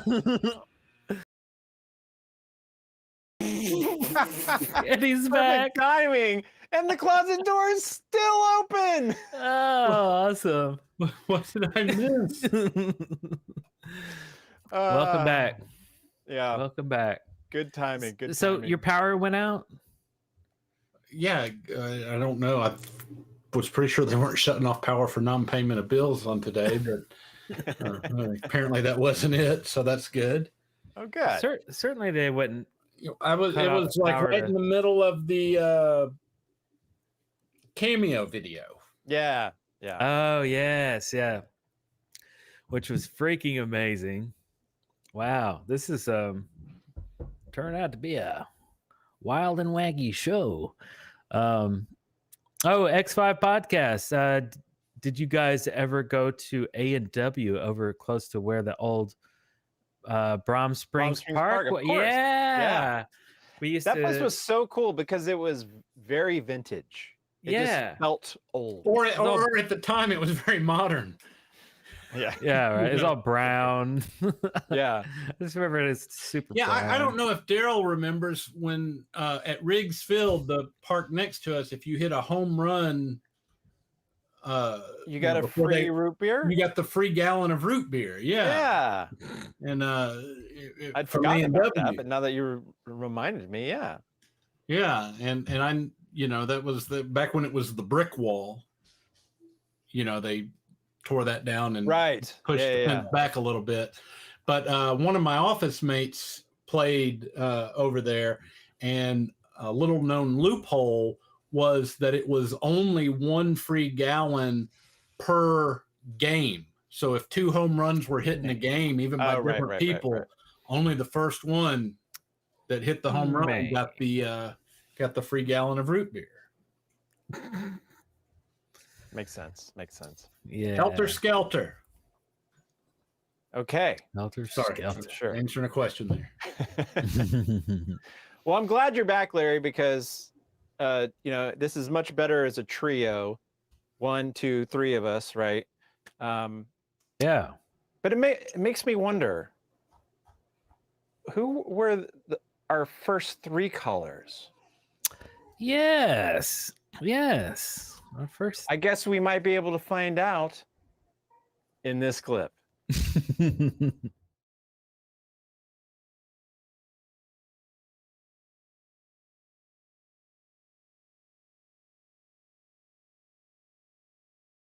Hey, we have people in the freaking waiting room. Oh my God, this is so cool. I see them lining up. And our first guest is Andy. I just want to say that I really love being on here to help moderate. Yeah. Darrell's a friend from way back. Eric's a new friend, and love hanging out on here with y'all every couple of weeks. Yay! Well, cool. Well, thanks, Mandy. That's awesome. That's cool. All right, y'all. See you later, everybody. Be nice, okay? And also, bye, Mama Susan. All right. Well, let's get on to our next guest here. You hear me? Yeah. Yeah. Bear with me. I'm gonna try to. Oh man. Why is your voice so buttery smooth? Can I just tell you one thing really quick? I've been watching Pam and Tommy based on Eric's suggestion. Yeah. And I see way too much Tommy Lee penis in the second episode. You didn't warn us about the Tommy Lee penis. That's too much. I think that Larry needs to pick up that junky room he's in, because it looks like a pile of clothing with the open closet and the poor lighting. It looks very depressing.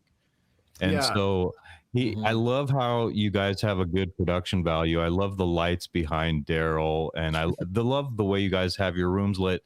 Good production is not lost on me, so I wanted to just keep encouraging you guys to do what you're doing. We're about the same age. I like a lot of the same bands and music. The production's excellent, and I wish I could have produced videos when I was your age in the 80s. it's pretty extraordinary that you did that. I have a lot of tapes, but I didn't have anything to edit them with at the time. Yeah. And so that's all. Oh, hello there. Hello. So I woke up this nighttime on the show. Started rumbling, it's my regular routine. You better call Saul. Our first 3 calls. There you go. Sweet. Classic. That was history right there. We only did like 2 or 3 episodes where you can call in, but we'll do some more in 2023. Yeah. So, Larry. I'm not cleaning my fucking room. And your closet door still open. And that closet door will forever stay open. Couldn't you at least put something different, like kind of cool inside it every time? Mr. Production appreciation. You're not going to have any fancy fucking lights behind me either. Oh, shit. I hadn't even thought about that. That's coming up next. Ah, yeah. I'm going to send you some tube lighting. Sweet. I got a tube for you. Go ahead, Eric. You're about to have a question. So Larry, did you get anything cool for Christmas? Anything that I got this sweet setup that you can now see me and hear me better. Well, that's true. That's true. That was very cool. I got new underwear. I was very pleased with that. Can you show it to us? Are you wearing them? Are you wearing them right now? And I bought myself all kinds of stuff. I do that. You know, the holiday shopping comes upon me, so I buy myself stuff that I would like. Yeah. Because nobody else will. So I just wrap it and put it under the tree from my various family members. Usually my dogs, my cat. Nice. Apparently, Larry, you're a divorce lawyer now. Am I? Yeah. That's well, I am divorced. A divorced lawyer. That's actually what they typed. But currently remarried, so yes, and 23 years next month. Jeez. And that's your second marriage. That's crazy. Yeah. Well, the first one didn't last, so. Speaking of clothes and underwear, coming up next, we're shedding our clothes and our inhibitions. In this video clip, I'd like to play for you called License Required, Clothing Optional. Nice. As you can see on the left side, that's the little white chapel, right? Now on the left, you see a sign that says strippers. Okay, yep, that's freaking Vegas. You can't get away from it. Oh, that's right. We had our nice wedding pictures of ourselves next to the strip club in Vegas. Yeah. Yeah, that happens. You there, Larry? You okay? I am. Hold on. Okay. That seemed like a bit of a delayed reaction. Hey, Darrell's over there now. A delayed reaction? Oh, a delayed reaction. Oh, wow. Okay. That was a delayed reaction. Here we go with a delayed reaction.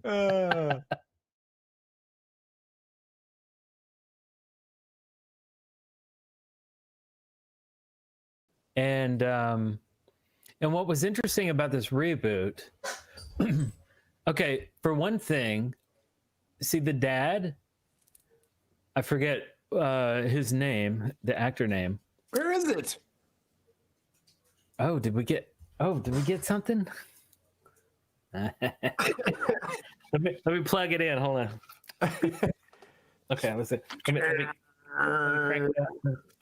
Let me turn up the feedback too and make this one really rock out. Hold on.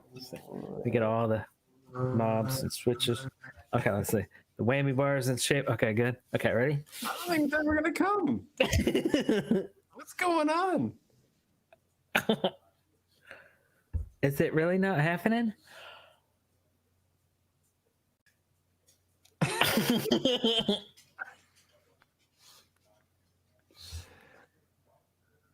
What?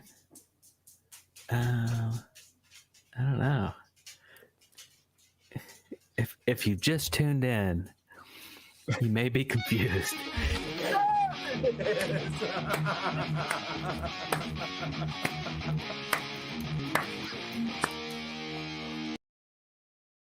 Ah, wow. That was really delayed. That was like 2 minutes. Right? It happens sometimes. Anyway, let's see. I wanted to look at. Hold on, let me pull up our channel here. Because I wanted to. Okay. So here's our YouTube channel, everyone. I know you know it because you're on it right now. So I was going through to kind of like check out what just happened. What just happened? What just happened? 2022 is almost over. What in the world just happened? Well, we ended up putting up 22 videos. Is that weird? That's like almost 2 a month. Yeah, I was like, well, okay, 22 videos in the year 2022. That can't be right, though. Oh, you and your numbers. Okay. But if you look at the live, we actually put up 21 of these. That's why I went and counted them. So we put up a crap ton of videos. So I was like, okay. So in 2021, 2022, we kind of almost like really focused on live shows rather than videos. 21? I thought there were 19. I counted 21 and one deleted. Remember, we removed one because it was not good for anyone to watch. For consumption. For consumption. And anyway, so yeah, we've been at it. And like our first video that we did of the year was this one right here. The animated videos or animated movies that we made. We made part 1 and 2, which is funny because I still have more of these I need to edit. This is a series that can continue. We made that many animated movies when we were kids. We put out one of Larry's favorites. The turtle? The turtle. Yes. What turtle? What are you talking about? The Ninja Turtle. Oh, the Ninja Turtle. Yeah. We put out a sweet Cinderella music video. Got Ricky over here yelling at Darrell, saying Darrell messed up his computer. Yeah. We got Matchmaker, which was sweet. We got some awesome flesh wounds. Legos. I like this one. Essence. When I make it animated, it's just like my face. It's weird. Anyway, and then we have Kiss. So yes, these are the videos that we put out. So in 2023, I'd like to actually make a lot more. I'd like to focus on more videos and less lives, or just more time to work on both. So maybe you can have lives and videos. So what I went ahead and did was I quit one of my jobs so I could do E&D more. I mean, to be frank, it's literally what I did. So I put my 2 weeks notice in. So I'm on like day 3 or 4 right now. So after my 2 weeks notice, I'll be doing this like a lot more. So, which is pretty awesome because this is what I really love doing. Obviously, we've been doing it since 1988. So, yay. So yeah, man. So we're not kidding when we say 2023 is going to be a big year. Everybody says, "Oh yeah, it's going to be more." I actually putting my money where your mouth is. That's it. That's what I'm doing. So yeah, this is going to be a really fun, interesting year. the fact that we just hit 100K means that YouTube tends to treat people differently when they hit that milestone. I don't know exactly if that's true. I don't know exactly but I had a channel that had 100K before this on a different topic, and I just noticed it's just different. I don't know. So I feel like our channel is gonna be big in this year. So Yeah, I hope so. Though I feel right now, they are pulling a 2020 on us. Was that the year? But anyway, 2020 we did really well. In 2021, I feel like they're pulling a 2021 because if you look at the analytics, they turn the tap off. Yeah. Because you could just see views went. Yeah. So in 2021, we gained about 2,000 subscribers all year. Yeah. In this year, we gained 28.8 thousand subscribers. And most of that was since September.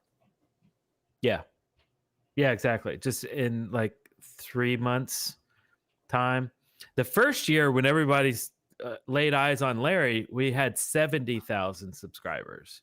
Yeah. So, it was like, all right, that's anyway. So, but it's really annoying to me. YouTube is just baffling. I mean, because it's computer generated television, essentially. Yeah. Which is like, it's not thinking, it's just algorithm. And then right. Algorithm. Shall we play a game? As we were going up recently, I was trying to think, are there ways that you can actually do things to make YouTube work for you? And I did all these searches on like, how to do YouTube essentially. Yeah. And every single video I saw, they were like, pay attention to the videos that do really well and just make your whole channel about that. I'm like, I don't want to do that. Yeah. I'm not in this to like, hey, I just want to get views. I don't care what I'm doing. I just want people to look at me. Look at me. Look at me. Look at me. Yeah. No, I want to make the content that I want to make. And, I mean, we've proven that it can be entertaining to people and people will watch it if YouTube just puts it out there. Yeah. We're entirely reliant on a computer to show our videos to people. Right. Yeah. Not based on whether they're good or not. Yeah. It's just random. Yeah. And like seemingly. And leaving my job and wanting to do this more doesn't mean that I want to play the YouTube game and try to gain those numbers.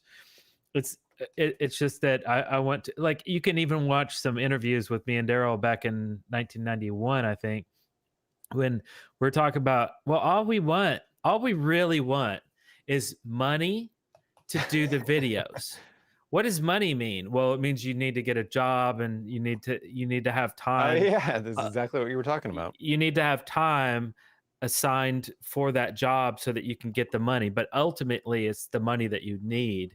You don't want a job. You want the money that the job gives you. Spits out, right? So, and I think when I was a kid, I said, well, what's the one thing you really want? And I was like, a budget.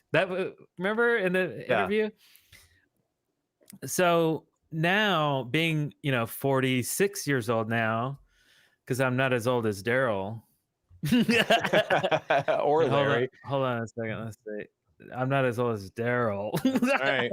That's me tomorrow. Means that like I have the money because I'm pretty far into my career right now, and so I can ease up on the job thing and focus on what I love to do, which is like make fun, awesome videos, not play number games on social media and stuff like that. Because sure, that's come up in our lifetimes, but that was never the you know, like when we were kids, we were never like, man, I wish there was a platform where we could like gain the most success on, like get the highest score that is possible. Like that's not, you know, and for other people, maybe that is a thing. I don't know. I'm not, you know, whatever. But I think there are lots of people that's all they're doing is chasing, you know, the numbers. Right. And they'll do, I know it, anything. There's videos on it. It's like how to make a successful YouTube channel. And it's like all these like rules, like do this, do this, do this. And I'm like, but those are just like, you're just getting a job and having to do these things. It's like, that's not, if you love to make videos, then that's not, you shouldn't be on YouTube if you're just doing these like bullet points. I don't know. That's, you know.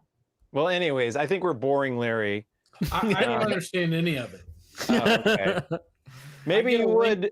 I get a link for the live show and I click on it, and then sometimes it works and I'm able to come on here. That's the part I know. Well, maybe it'd be a lot more entertaining for you had you had the Kraken. The Kraken. Now I was a little under the weather today. I don't feel real well. So but if you were having it, it might look a lot like this in this video clip. Oh no. Let's check it out.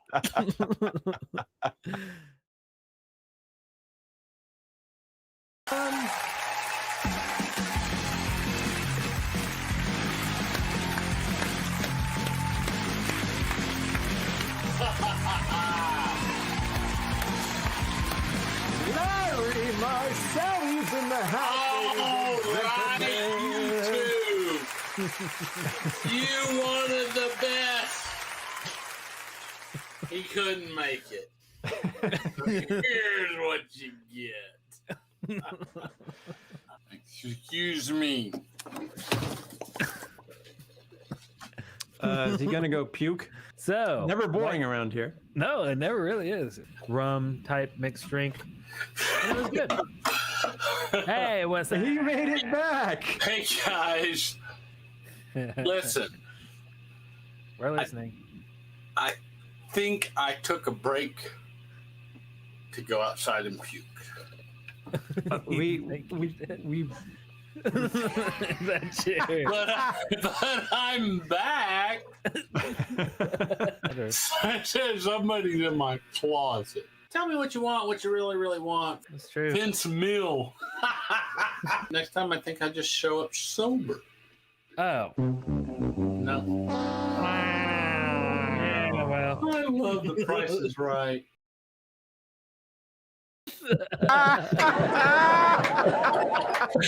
Oh, you know, there's a reason I don't go back and watch the old shows. Oh my God! Never boring around here. Oh, we'll have to try that again. That looked fun. Yeah, it did look fun. I Yeah. don't really remember that, but Excellent. That's awesome. Yeah. oh goodness. Let's see here. What else is on the docket, Eric? Well, I mean, I don't know how to transition into this, but hold on to your gavels because this next clip is all about the judicial system. The judicial system. The judicial system. And here it is.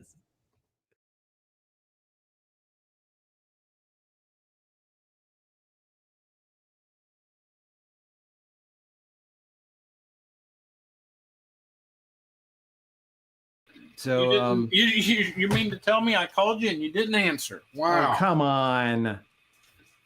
What? That's par for the course. Well, 99% of the time I call you, you don't answer. That's true, but that's also like once a month. That's true. So I call you like every couple of days. That's true. So.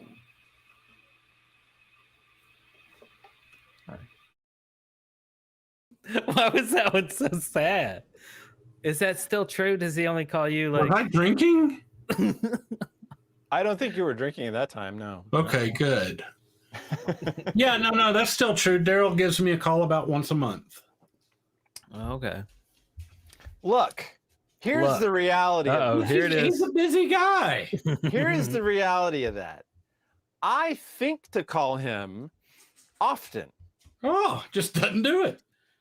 But because of the infrequency of Larry not answering his phone, I stop myself like 3 out of 4 times. Better to have lost at love than never to have loved at all. Thanks for the let me get this platitude. right. Oh man, I haven't talked to Larry in a couple of weeks. I should give him a call. And then he's probably not going to answer. Never mind. Fuck it. So that's how it goes? That's how it goes. Okay. I mean, what? I take into consideration, I'm like, well, it's X time of day. He's could be in that's court true. If right it's after now. 9 p.m., I'm going to be asleep. So Right, yeah. It's 7:30. He went to bed 2 hours ago.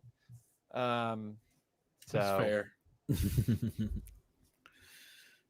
I like to think that Darrell doesn't call me as often because I call him so frequently, so he doesn't need to. Yes. He's like, I was going to call Larry, but hell, I'll call him as soon as something new happens. Yeah, and then I call him, and he's like, oh, well, I don't need to call. Maybe that's how it goes. And to be fair to Larry, he calls me frequently because he often doesn't have anything else to do while he's driving somewhere. That's true. I like to talk to my buddy. Yeah. Help pass the time, So I had a little thing I thought I had mentioned already, but I guess I didn't.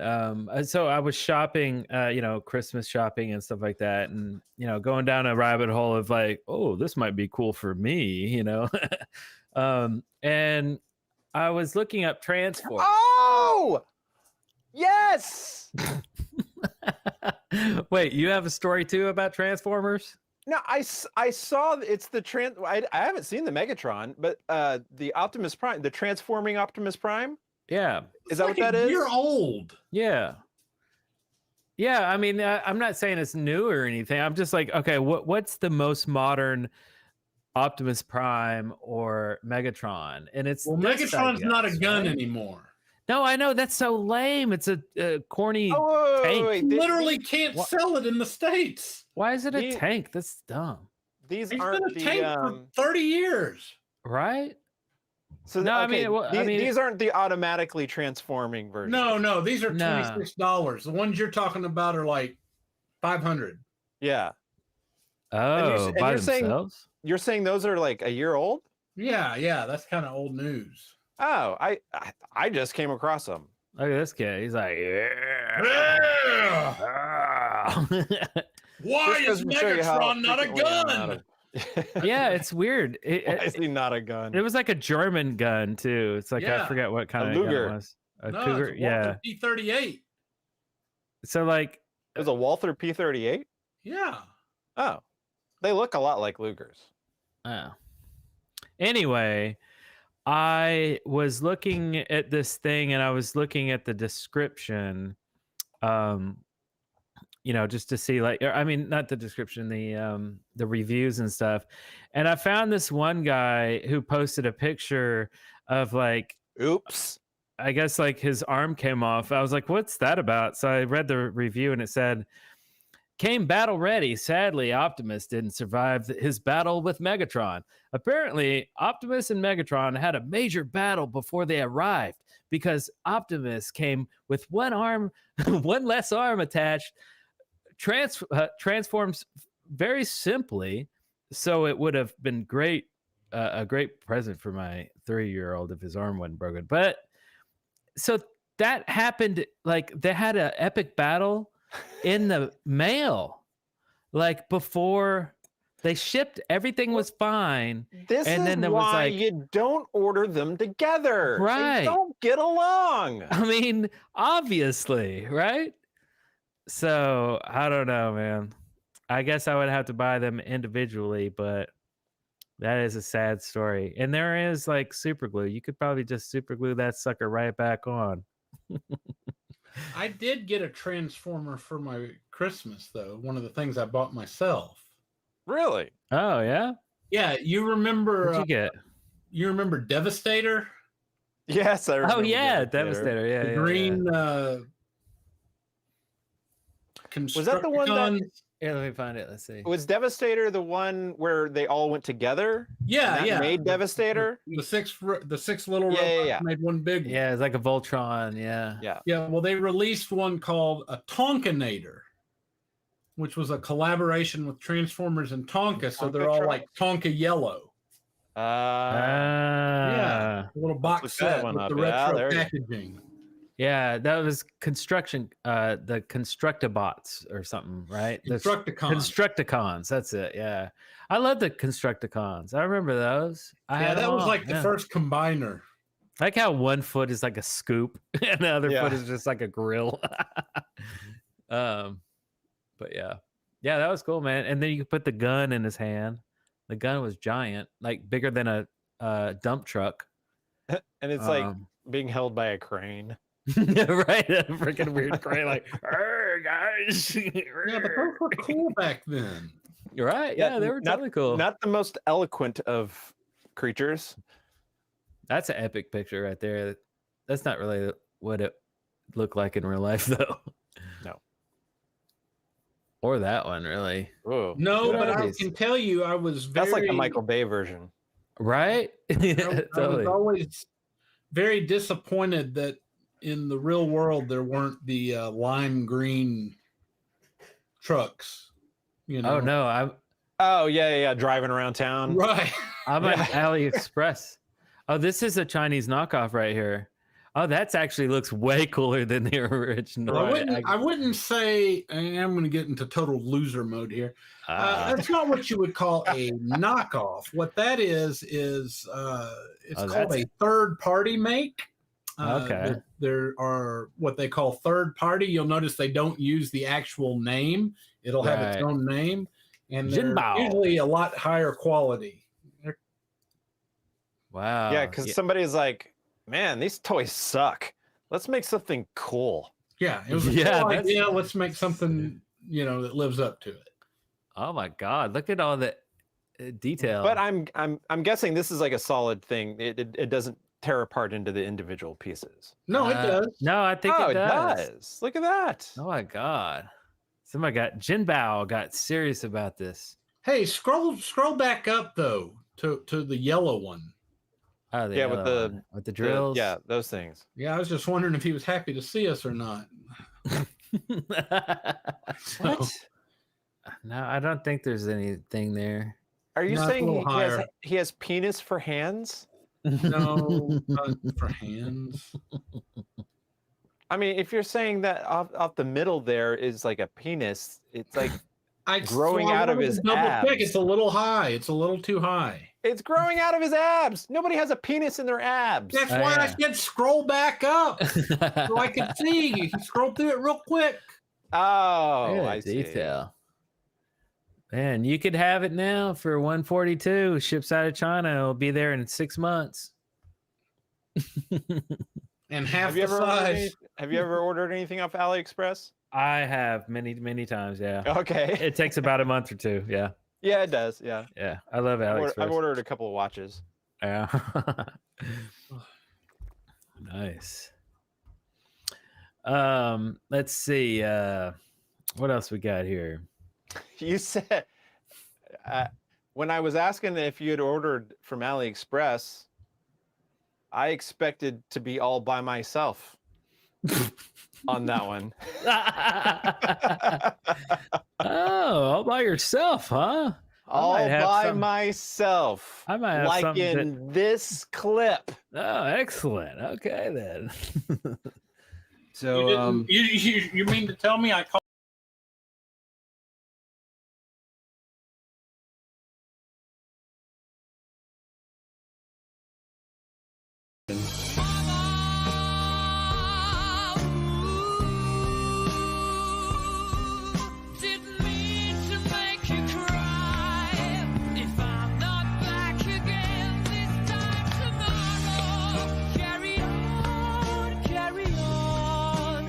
it was a little creepy. It was Wait till you start- awesome, dude. Wait till you see Darrell. So I decided to do a little something with Darrell's face too, using my favorite photo of Darrell. Okay.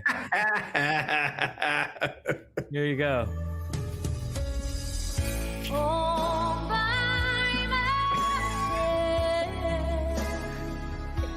Don't wanna be all by myself anymore.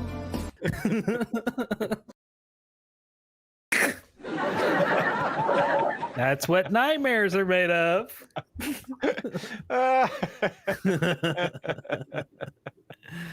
Oh man, goodness. Boy, goodness is right. That wouldn't have worked as well if it wasn't for such a stunning picture to start with.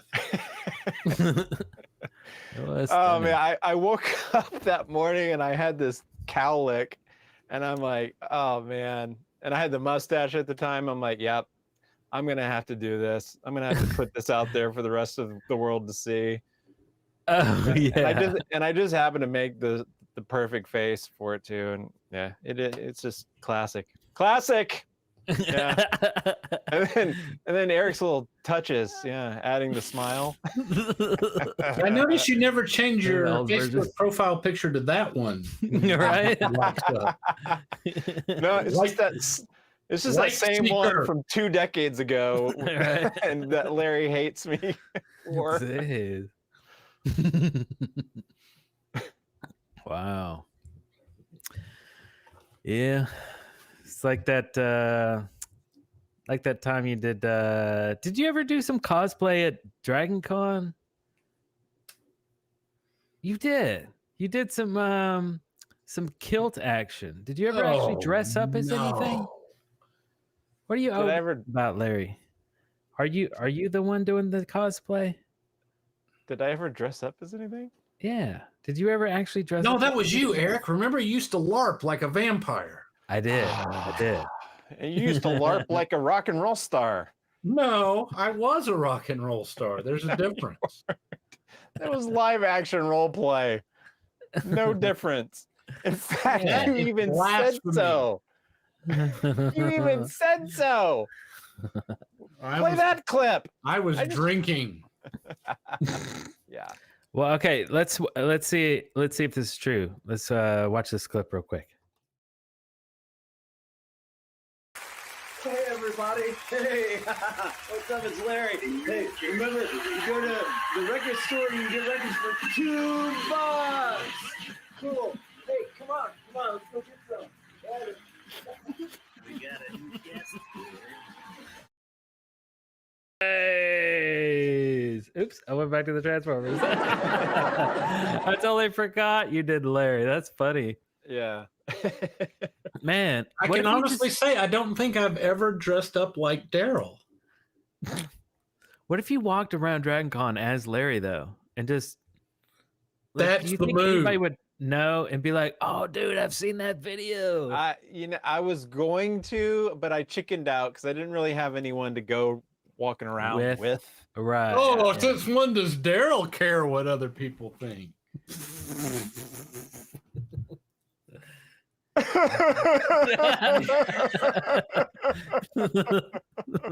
Well, if you weren't going to be sober anyway, you wouldn't have even remembered. I talk to Darrell every year from DragonCon. He just never remembers. That's not true. You do remember? You don't talk to me at DragonCon. Do you? Yeah. Like on the phone? Yeah, on the phone. Yeah, I'm not going there in real life. Oh yeah. Well, you I don't know, should. maybe I don't remember because your voice is just so soothing coming over the phone. It's like ASMR. ASMR. Are you ready for some ASMR? Here you go, everybody. Yeah. If you want, I'll loan you the red spandex pants, Darrell. You do it next year. Okay. ASMR, here you go.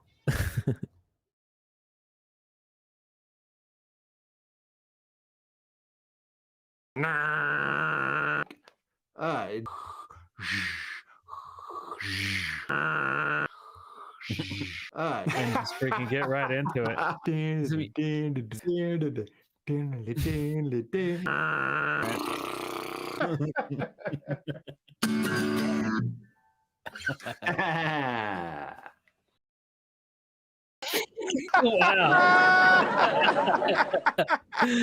Wow, that was beautiful.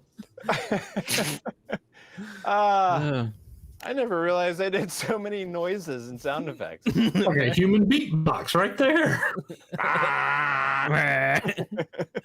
The fuck was I doing? I don't even know. I think you were drinking.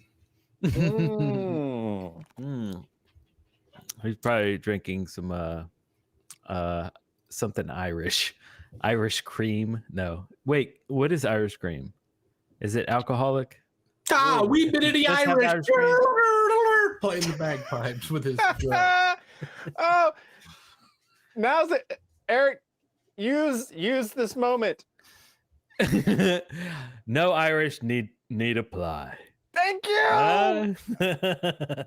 All right.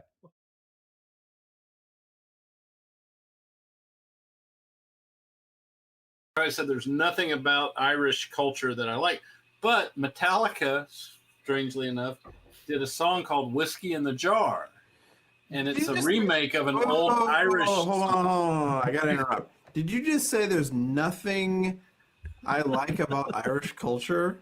I heard him say it. What I said. Did you just like point blank across the board just say fuck this entire fucking? I don't like leprechauns. You leprechaun hater. Look, I'm not going to sit here and take this. You go back to the original video of us walking to the store and Darrell condemns a whole nationality of people and gets them wrong. Nobody gives him crap for that. Oh, they did. They did. Oh, yeah, strangely, very few people even acknowledge the fact that I was doing a really bad impersonation of Asians. Oh yeah. It's only what I said. Right, that's true. The more offensive part was the sound effects. Yeah, because you're like, yeah, exactly. That's true. That's funny. What should I even? I mean, what? No. No. Oh, I like all the. I know what it close. is. I know what it is. What is it? Larry hates people having a good time. Yeah, right. Could have just stopped there. Larry hates people having a good time, and St. Patrick's Day is one of those days that a lot of people go out and have a lot of good times, and it makes him angry. And so he has attributed all of that to the entire nation of Ireland. And he despises the country for the country, the sins of Americans. Oh, okay. That's pretty deep. I don't think I've thought of it that way. I don't think I'm smart enough to figure that out. Yeah, that was pretty complete.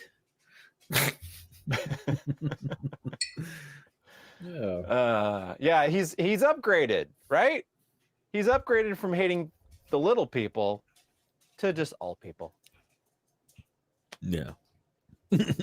Did you get to see the horror movie, the horror trailer, Larry? I'm guessing he probably didn't.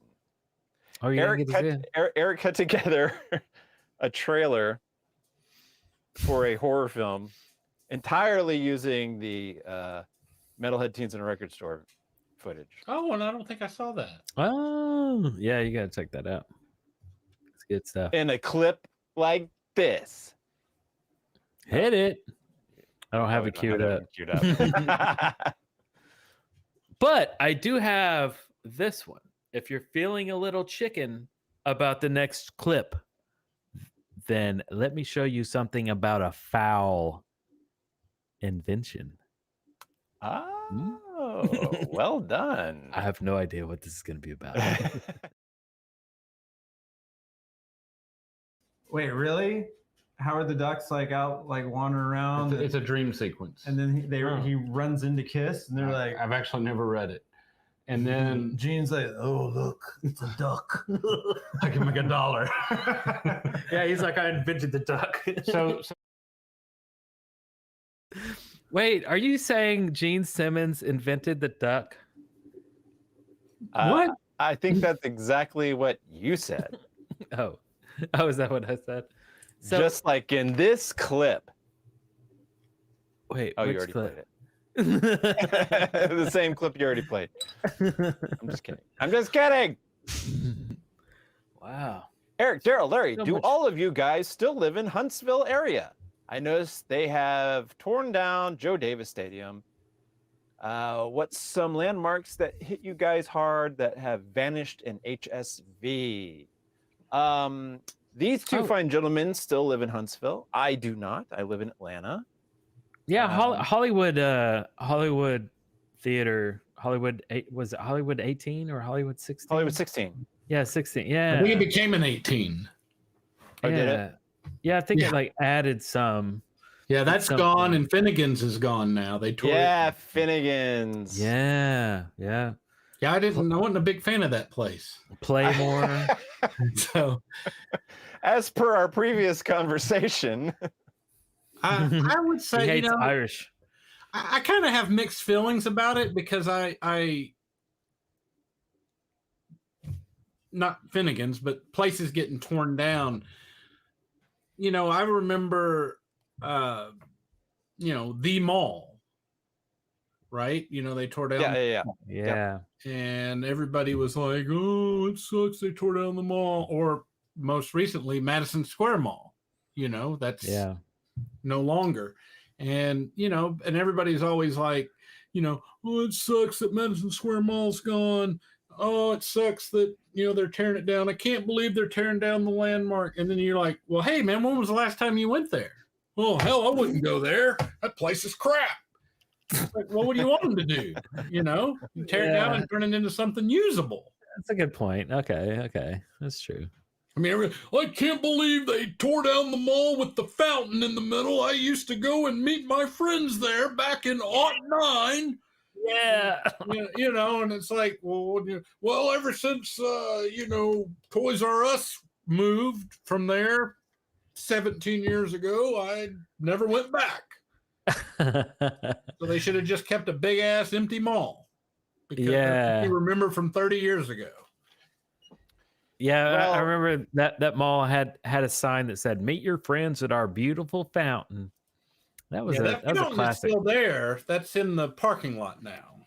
Yeah. What I'd like to do a video on wants, what everyone wants is Madison Square Mall, where the arcade is still there and Orient Express is still there, and it's 1987, and you can stop there. That's what people want. They want it to be 1987. Exactly. Oh my God. Here's the mall in 1967. Wow. See that? Russell Stover's candy. Yeah, see that's the fountain we're talking about. In the 80s, it was like the whole room smelled like it was like musky, like very, very humid, and very kind of smelled kind of like moss, like you're in a cave. Oh, every time you went to the mall, it smelled like a cave, or at least to me it did. But I liked it. It didn't stink. It just had a distinct smell to it, and it was really cool. And there was a little plaque inside that said, "Meet your friends at our beautiful fountain." And it had the circus world with the big giant 10-foot stuffed snake. I bought my first He-Man figure at the Circus World at that mall. Really? It was Skeletor. That's pretty cool. Let's see if I wonder if I could zoom in. I guess I can zoom in. But yeah, Ford shoes. Man, they've moved on to making cars since then. Look at the people. They're super 60s looking. Probably because it was the 60s. It's pretty awesome. Yeah. Yeah, that was a cool mall. But yeah, I'd like to do a video on that because we can show kind of before and after of now all of a sudden it's like in a parking lot and stuff, and yeah, it'd be pretty neat. Pretty crazy. It's I guess some would say it's almost as bad as the original, but that doesn't make any sense. But maybe this clip does. And it goes a little something like this. Hit it. Let me roll up on the sidewalk and take a look. I have no reason to doubt that as being Whoa! She is beautiful. Wow! I'm talking about a Yankee Rose. There she is. Wow. Wow. Wow.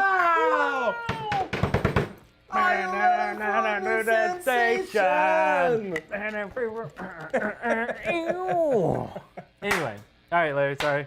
Continue. Continue. Awful. That's almost as bad as the original. Wow. I can't believe you didn't love that, Larry. Oh my God.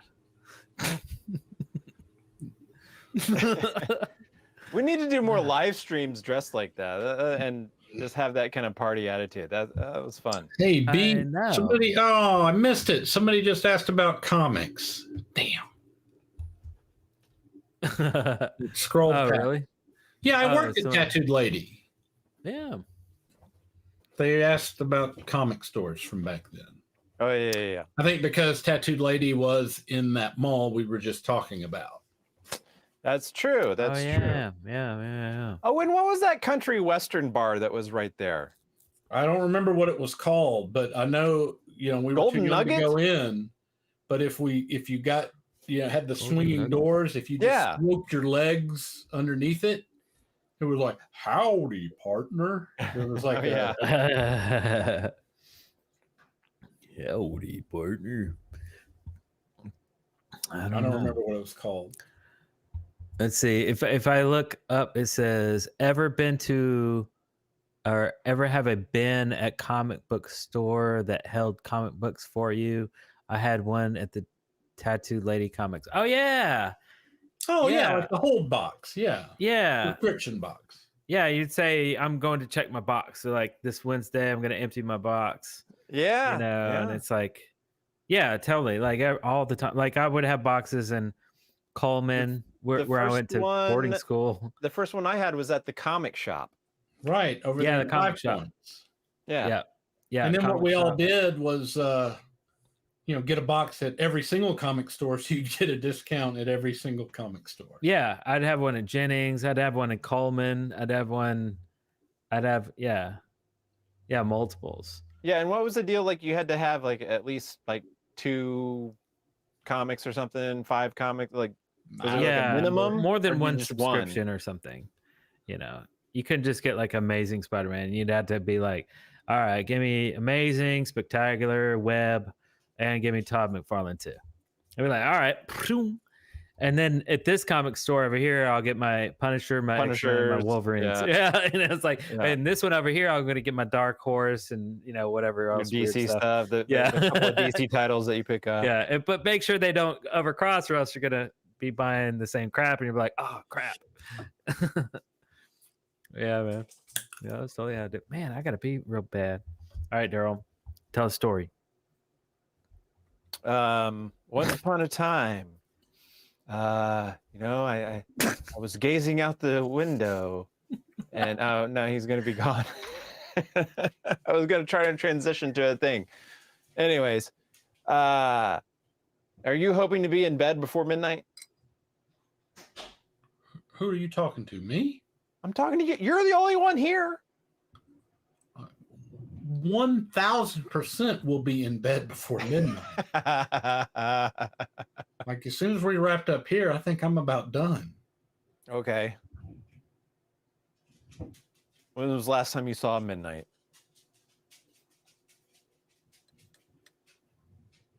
It's been a minute. Intentionally, yeah. Yeah, it's been a long time. It's been a long time, been a long time. Yeah, I don't. Central Time. Somebody wanted to know. No. Yeah, I don't. I'm in Central Time, and midnight is way late. Well, I keep forgetting that. You guys, yeah, because we set this up to be from 8 to 10. It's already 10:37, so we're going over. Yay! Or 9:37. But it's only 9:37 for you. The reason I suggested we set it up like this is so that I can get off of here before the midnights, and since I'm in the furthest zone, the furthest zone in the U.S. for the midnights, we'll cut it short. But we're going long, so fuck it. Maybe we'll party all night long. Or party every day. We'll rock and roll all night. Oh, that's Larry's favorite song, isn't it? My favorite Kiss live album. And then, wait, hold on. I was finishing up my story, Eric. Oh, okay.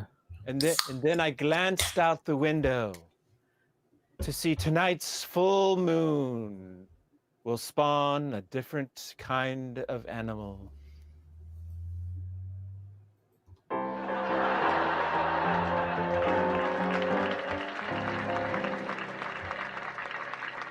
And let's check out a clip about that right now. Yeah. Oh, by the way, tonight there's a full moon. Ooh. It's a pink moon, they say. So if you look out, it'll be pink. The pink full moon. I don't know what that's supposed to signify, but I don't either. It'll be like your lights in the back. Is that when all the gay werewolves come out? I don't know, maybe. Maybe.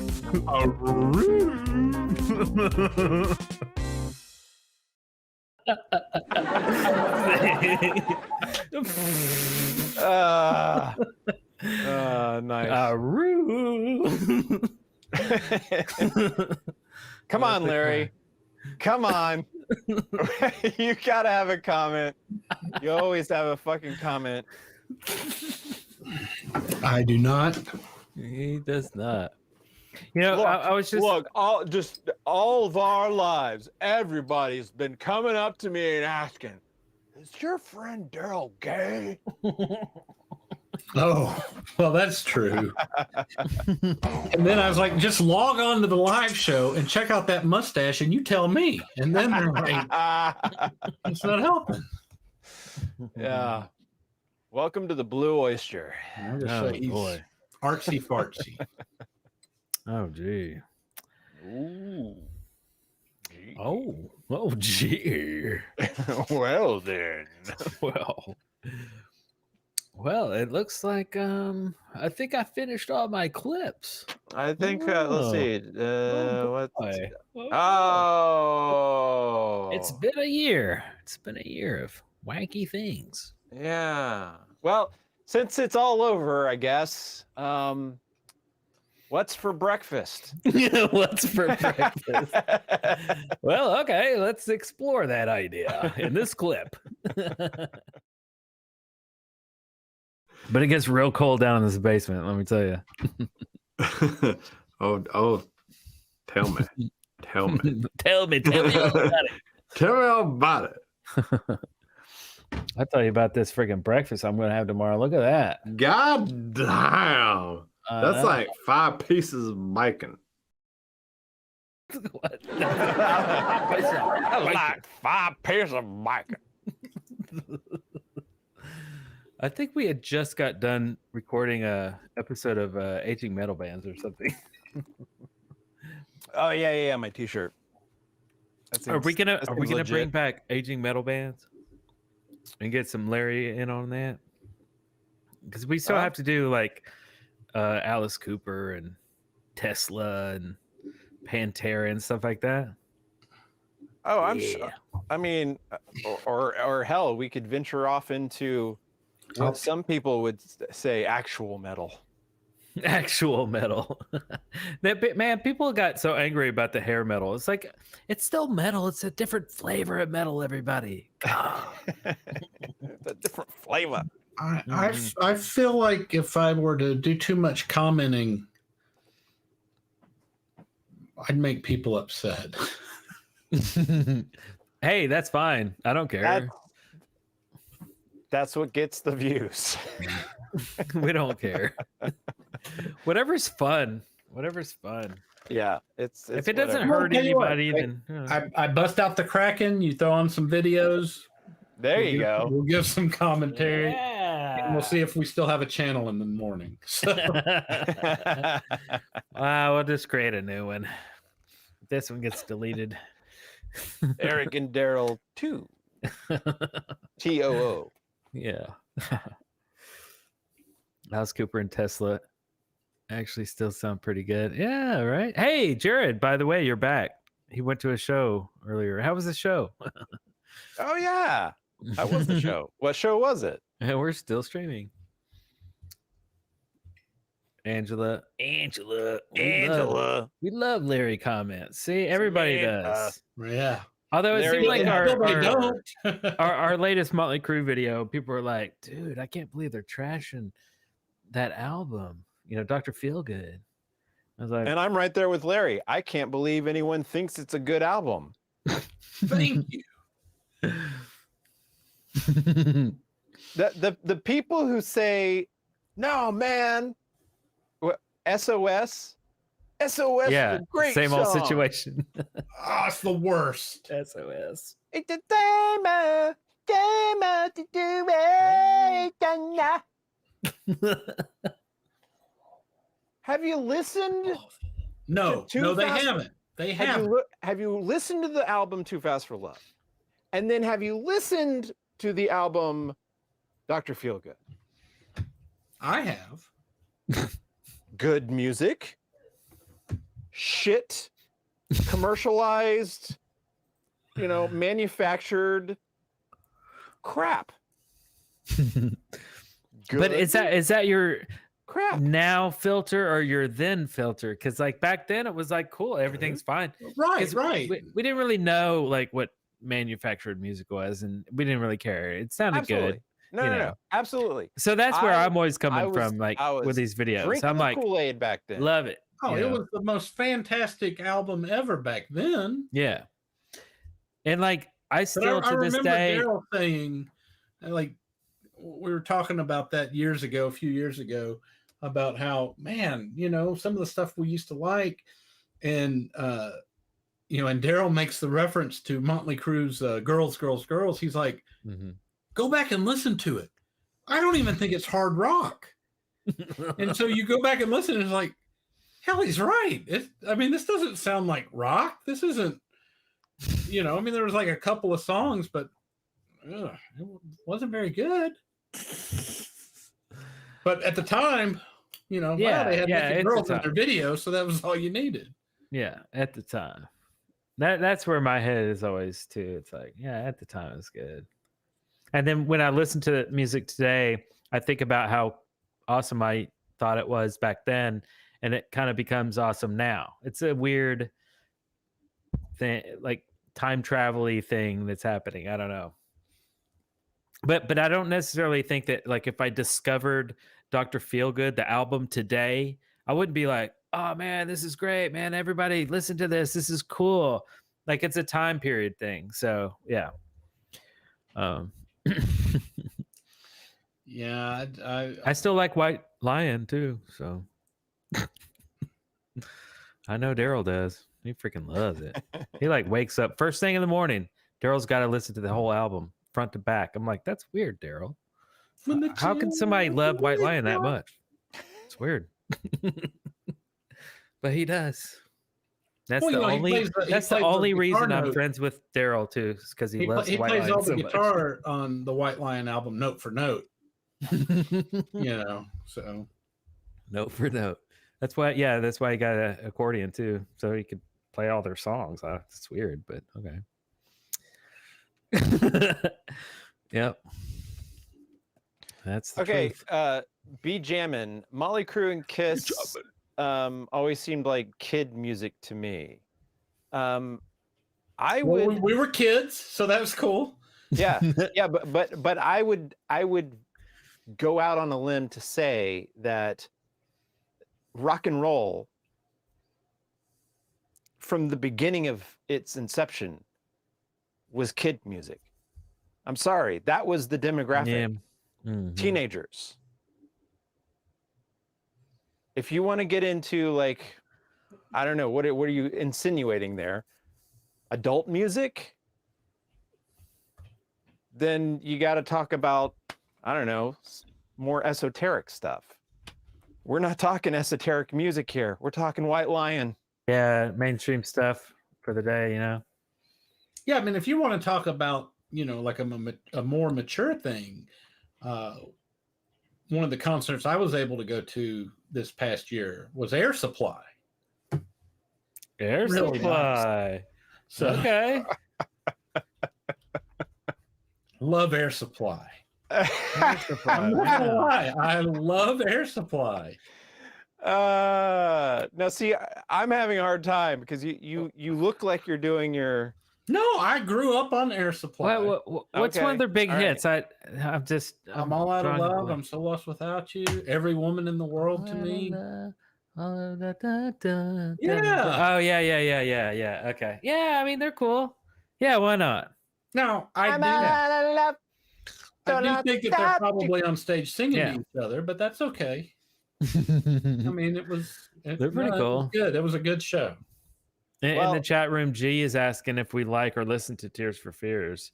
And I have to say, yes, I do. I listen to consummate musicians. My God. Oh yeah. I listen to Tipping Point like all the time since it was released, which was just earlier this year, I think. Tipping Point, the new album. Songs from the Big Chair. Anytime a song of theirs comes on, I stop and I listen to it and I sing along with it. Yeah, their instrumentation in their production was just amazing. I have never listened to Tears for Fears. Not even you old have. stuff? You've heard them. I think they've got that one song that I'm familiar with. They have like 5 songs that you know. Yeah, I'm sure.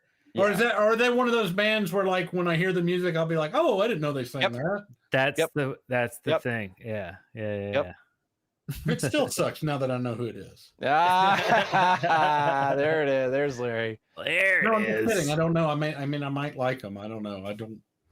I'm not familiar with their stuff. With their library. You remember like Everybody Wants to Rule the World? Yeah, that's an awful song. It's not no. What about Shout? Yeah, I hated that one. Shout at the devil! Yeah, that's the one I know. The shout, let it all out. Yeah, and that's not my music. I can't. The guitar work on Everybody Wants to Rule the World.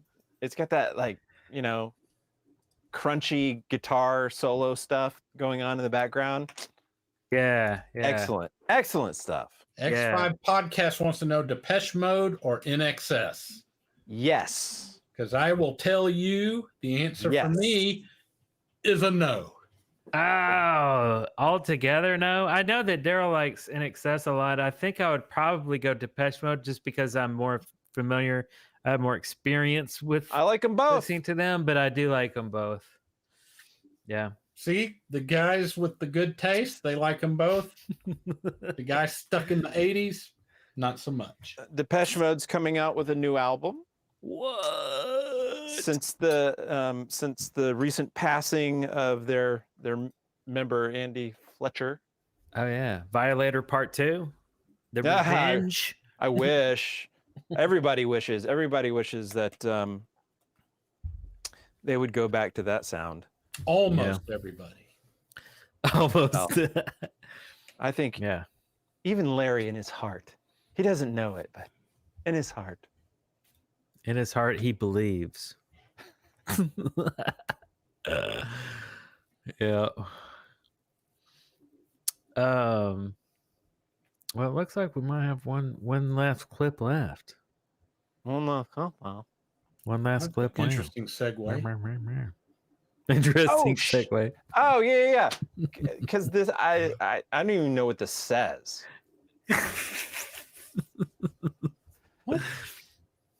Hold on. Uh-oh. Talk amongst yourselves. Okay. All right. Well, Larry, I believe that most of the songs on David Lee Roth's Van Halen albums are. Wait. Didn't you have like a sketch thing you wanted us to do? What was that?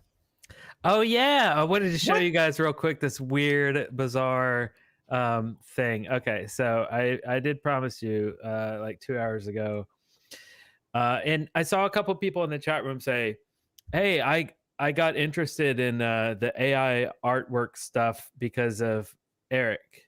And hell yeah! Throughout all of 2022, we've been showing artwork. Even last year, artwork from AI was terrible. I mean, at the time, we were very impressed, but just seeing it like grow up and be what it is now, it's pretty cool, right?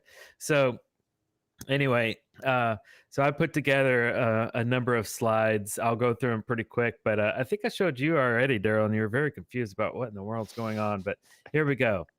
It starts off in the mean streets of Miami. Darrell. Darrell C. Hazelrig, the captain of the squad, of the whatever. And then you have Eric, the sheriff, I guess. Darrell's taking the beat. He's got his gun loaded and his arms in a weird position. But Eric's like, "Hey, I'm still cool. I'm out on the streets too." And Darrell's like, "Is that Eric over there?" Just to be safe, pounds. Let me just put my gun up here and just see what's going on here. Eric's like, "I see you." And Darrell's like, "I see you even better because I have a scope." And Eric's like, "I got a scope too." And he's like, "Yep, another cool angle of my scope and some weird letters down there." And Darrell's like, "Dude, my scope's bigger than yours. See, my scope is totally big." And Eric's like, "All right, enough about this scope business. I'm about to start firing." And so I fire. And Darrell's like, in his floating scope.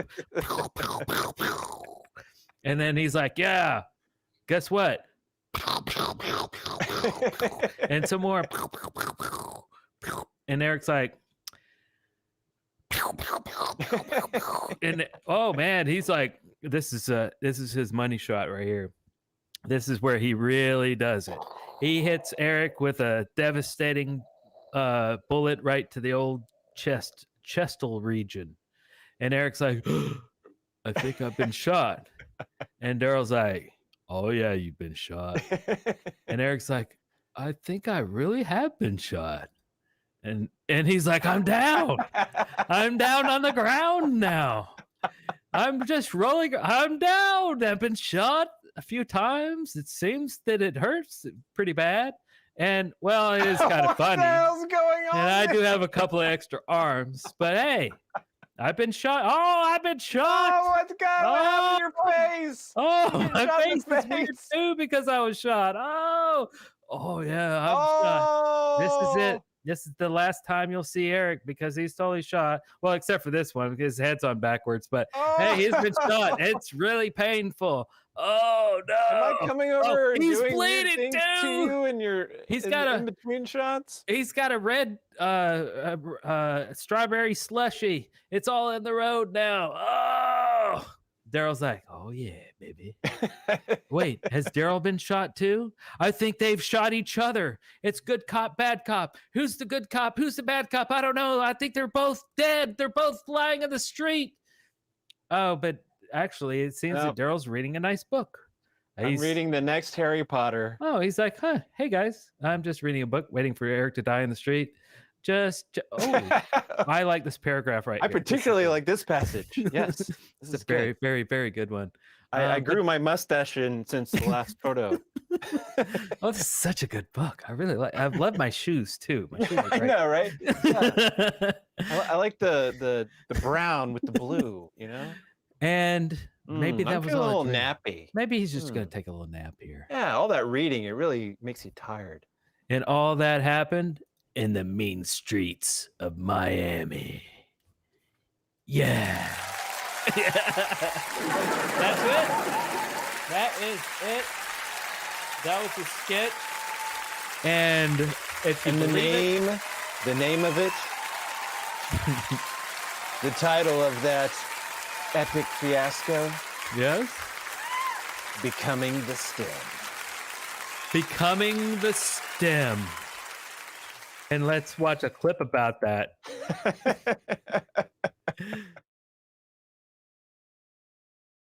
What you got? What you got? I'm drinking a little Buffalo Trace and ginger beer. Buffalo Trace? Yeah, Oh. whiskey. Well, there's no trace of buffalo in this guy. This one, this is a hijinks. See what you did there. Pinot Grigio. Oh, nice. Yeah. A little Italian. I mean, it's a dry wine, but it's still a sweeter dry wine. Right. Yeah. Yeah. So. Little tad sweet. Yeah. I have. It's like a wine glass without the stick. Yeah. So which I call a glass. I am the stick. You call this a glass? That's not. It's not a wine glass. The stem makes it a wine glass. I'm the stem. It's a you human. take the stem off. It's organic. It's no longer a wine glass. It's just a glass. You think I can? No, probably can't do that. I like how you're like, and I call that a glass. Hey, you got one of them sticks too. Oh yeah. What you got in there? Oh yeah, you already said it's a Pinot. Is that a candle? Yeah. You have a candle? Well, everybody else had a glass. He had a glass full of wax. Oh yeah. Oh, the wrestler. I'm just gonna that's a randomly He-Man. start grabbing, Random objects Stuff. around you Yeah. of which you have an unlimited supply. Yeah. Sweet viewer, sweet viewer, be grateful that all you have to stare at is his open closet. I have been in that room. My God. My God. Are we gonna get a little tour of the closet one day? Maybe. Just the desk alone, like in front of you, there is, like, I've never seen so many things sitting on a desk. Like, how can, Oh my God. defies logic. What is that? And there's really no rhyme or reason for all of the things too. It's like, yeah, it's like, here's a this. How about one of these? Got one of those. Let's have some of this. Yeah. We could do this all night. That's really weird. Ooh, it's getting chilly in here. What's going on? Oh, my fire went out. Oh no, your fire. I'm gonna have to relight some logs. Oh, okay. Well, I guess while you relight some logs, we're going to see who contributed to this fine episode here. At the end of the year, to bring in the brand new year, it's going to be exciting as crap. So we do have plans for a Patreon too. If anybody is interested in a Discord server, then that will be a new dynamic. I'll put it like that, because I'm a Discord fan. We'll have to get Darrell in there, hooked in, and I don't get it. But I love Don't Discord. Understand it. We have lots of It's just a message board. Why do I have to download an app for something I could do in a browser? I don't need to download another thing. You can access Discord in a browser app as well, actually. So there you go. You don't need to download squat. But we have a crap ton, a metric crap ton of footage that's never going to reach YouTube. It just never will. We don't know how it's going to fit. So we're going to wrap it all up and edit it all into I don't know. Sometimes we're going to give to you on Patreon. So it's going to be a thing. We'll let you in on that. It's going to happen next year. We can't wait. It's going to be a lot of crazy stuff. We got short films in the works. We got to do a feature. We're going to do a animated cartoon series, a freaking sitcom. Oh, I can't wait. Oh, yeah.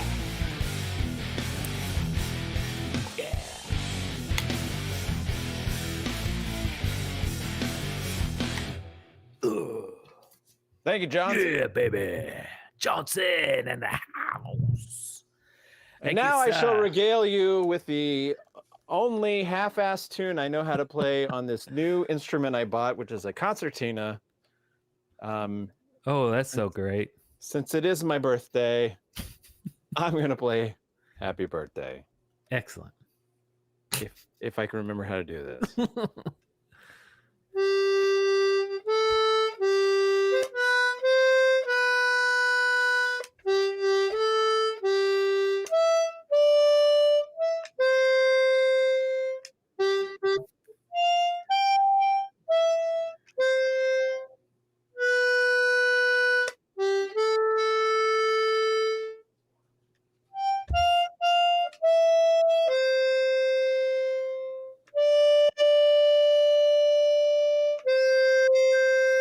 Yeah. Nice.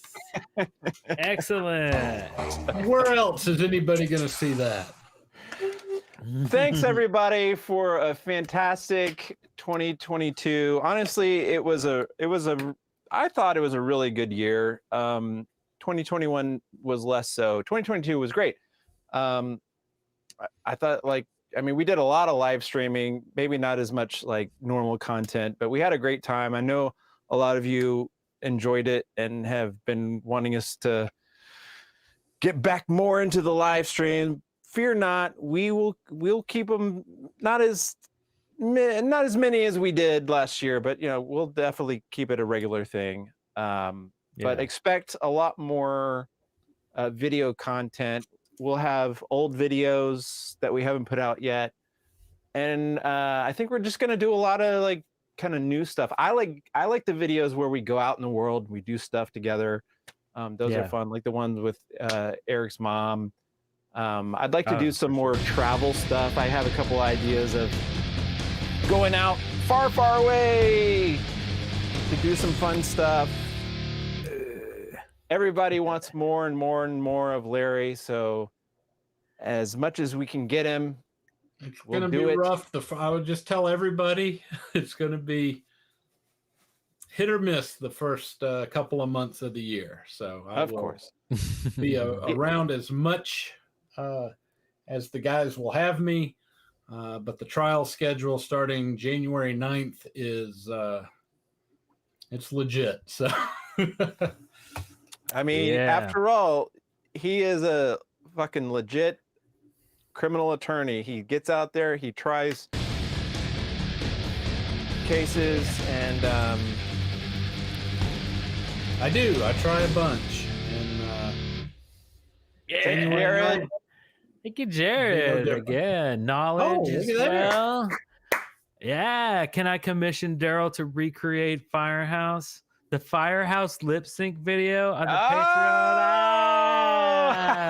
I think we could do that. That'd be fun. Yeah, that'd be fun. Nice. Yeah. So cool, man. Yeah, we're excited about that. We just want to keep giving you guys more stuff. We have a lot of stuff. We need to figure out how to package it and give it to you guys, especially that new Macabre tape. What? Oh, we don't even know what to do with it yet. It just happened. We have all this footage. We're like, do we edit pieces and chips and what do we do? I've been wanting to talk to you about that, Larry. Like what should we do? How should we go about this? I know you're really good at the marketing. That is a hell of a cliffhanger for 2022, Darrell. Good job. It is. It is. So anyway, that's on our minds too. So thanks everybody again for 2022 and giving us 100,000 subscribers. That's crazy. That is crazy. Insane. And, and we're gonna get like plaques now, like the awards. We'll do a video opening that, I guess. Yeah, man. Yeah, it's gonna be awesome. Thanks a bunch, and we'll see you next year. Stay safe out there, everybody. Happy New Year. Yeah, woohoo. Oh, did he just leave? Yeah, he does. He does. He's out. All right. See you guys. Peace. We love you. Bye. Bye.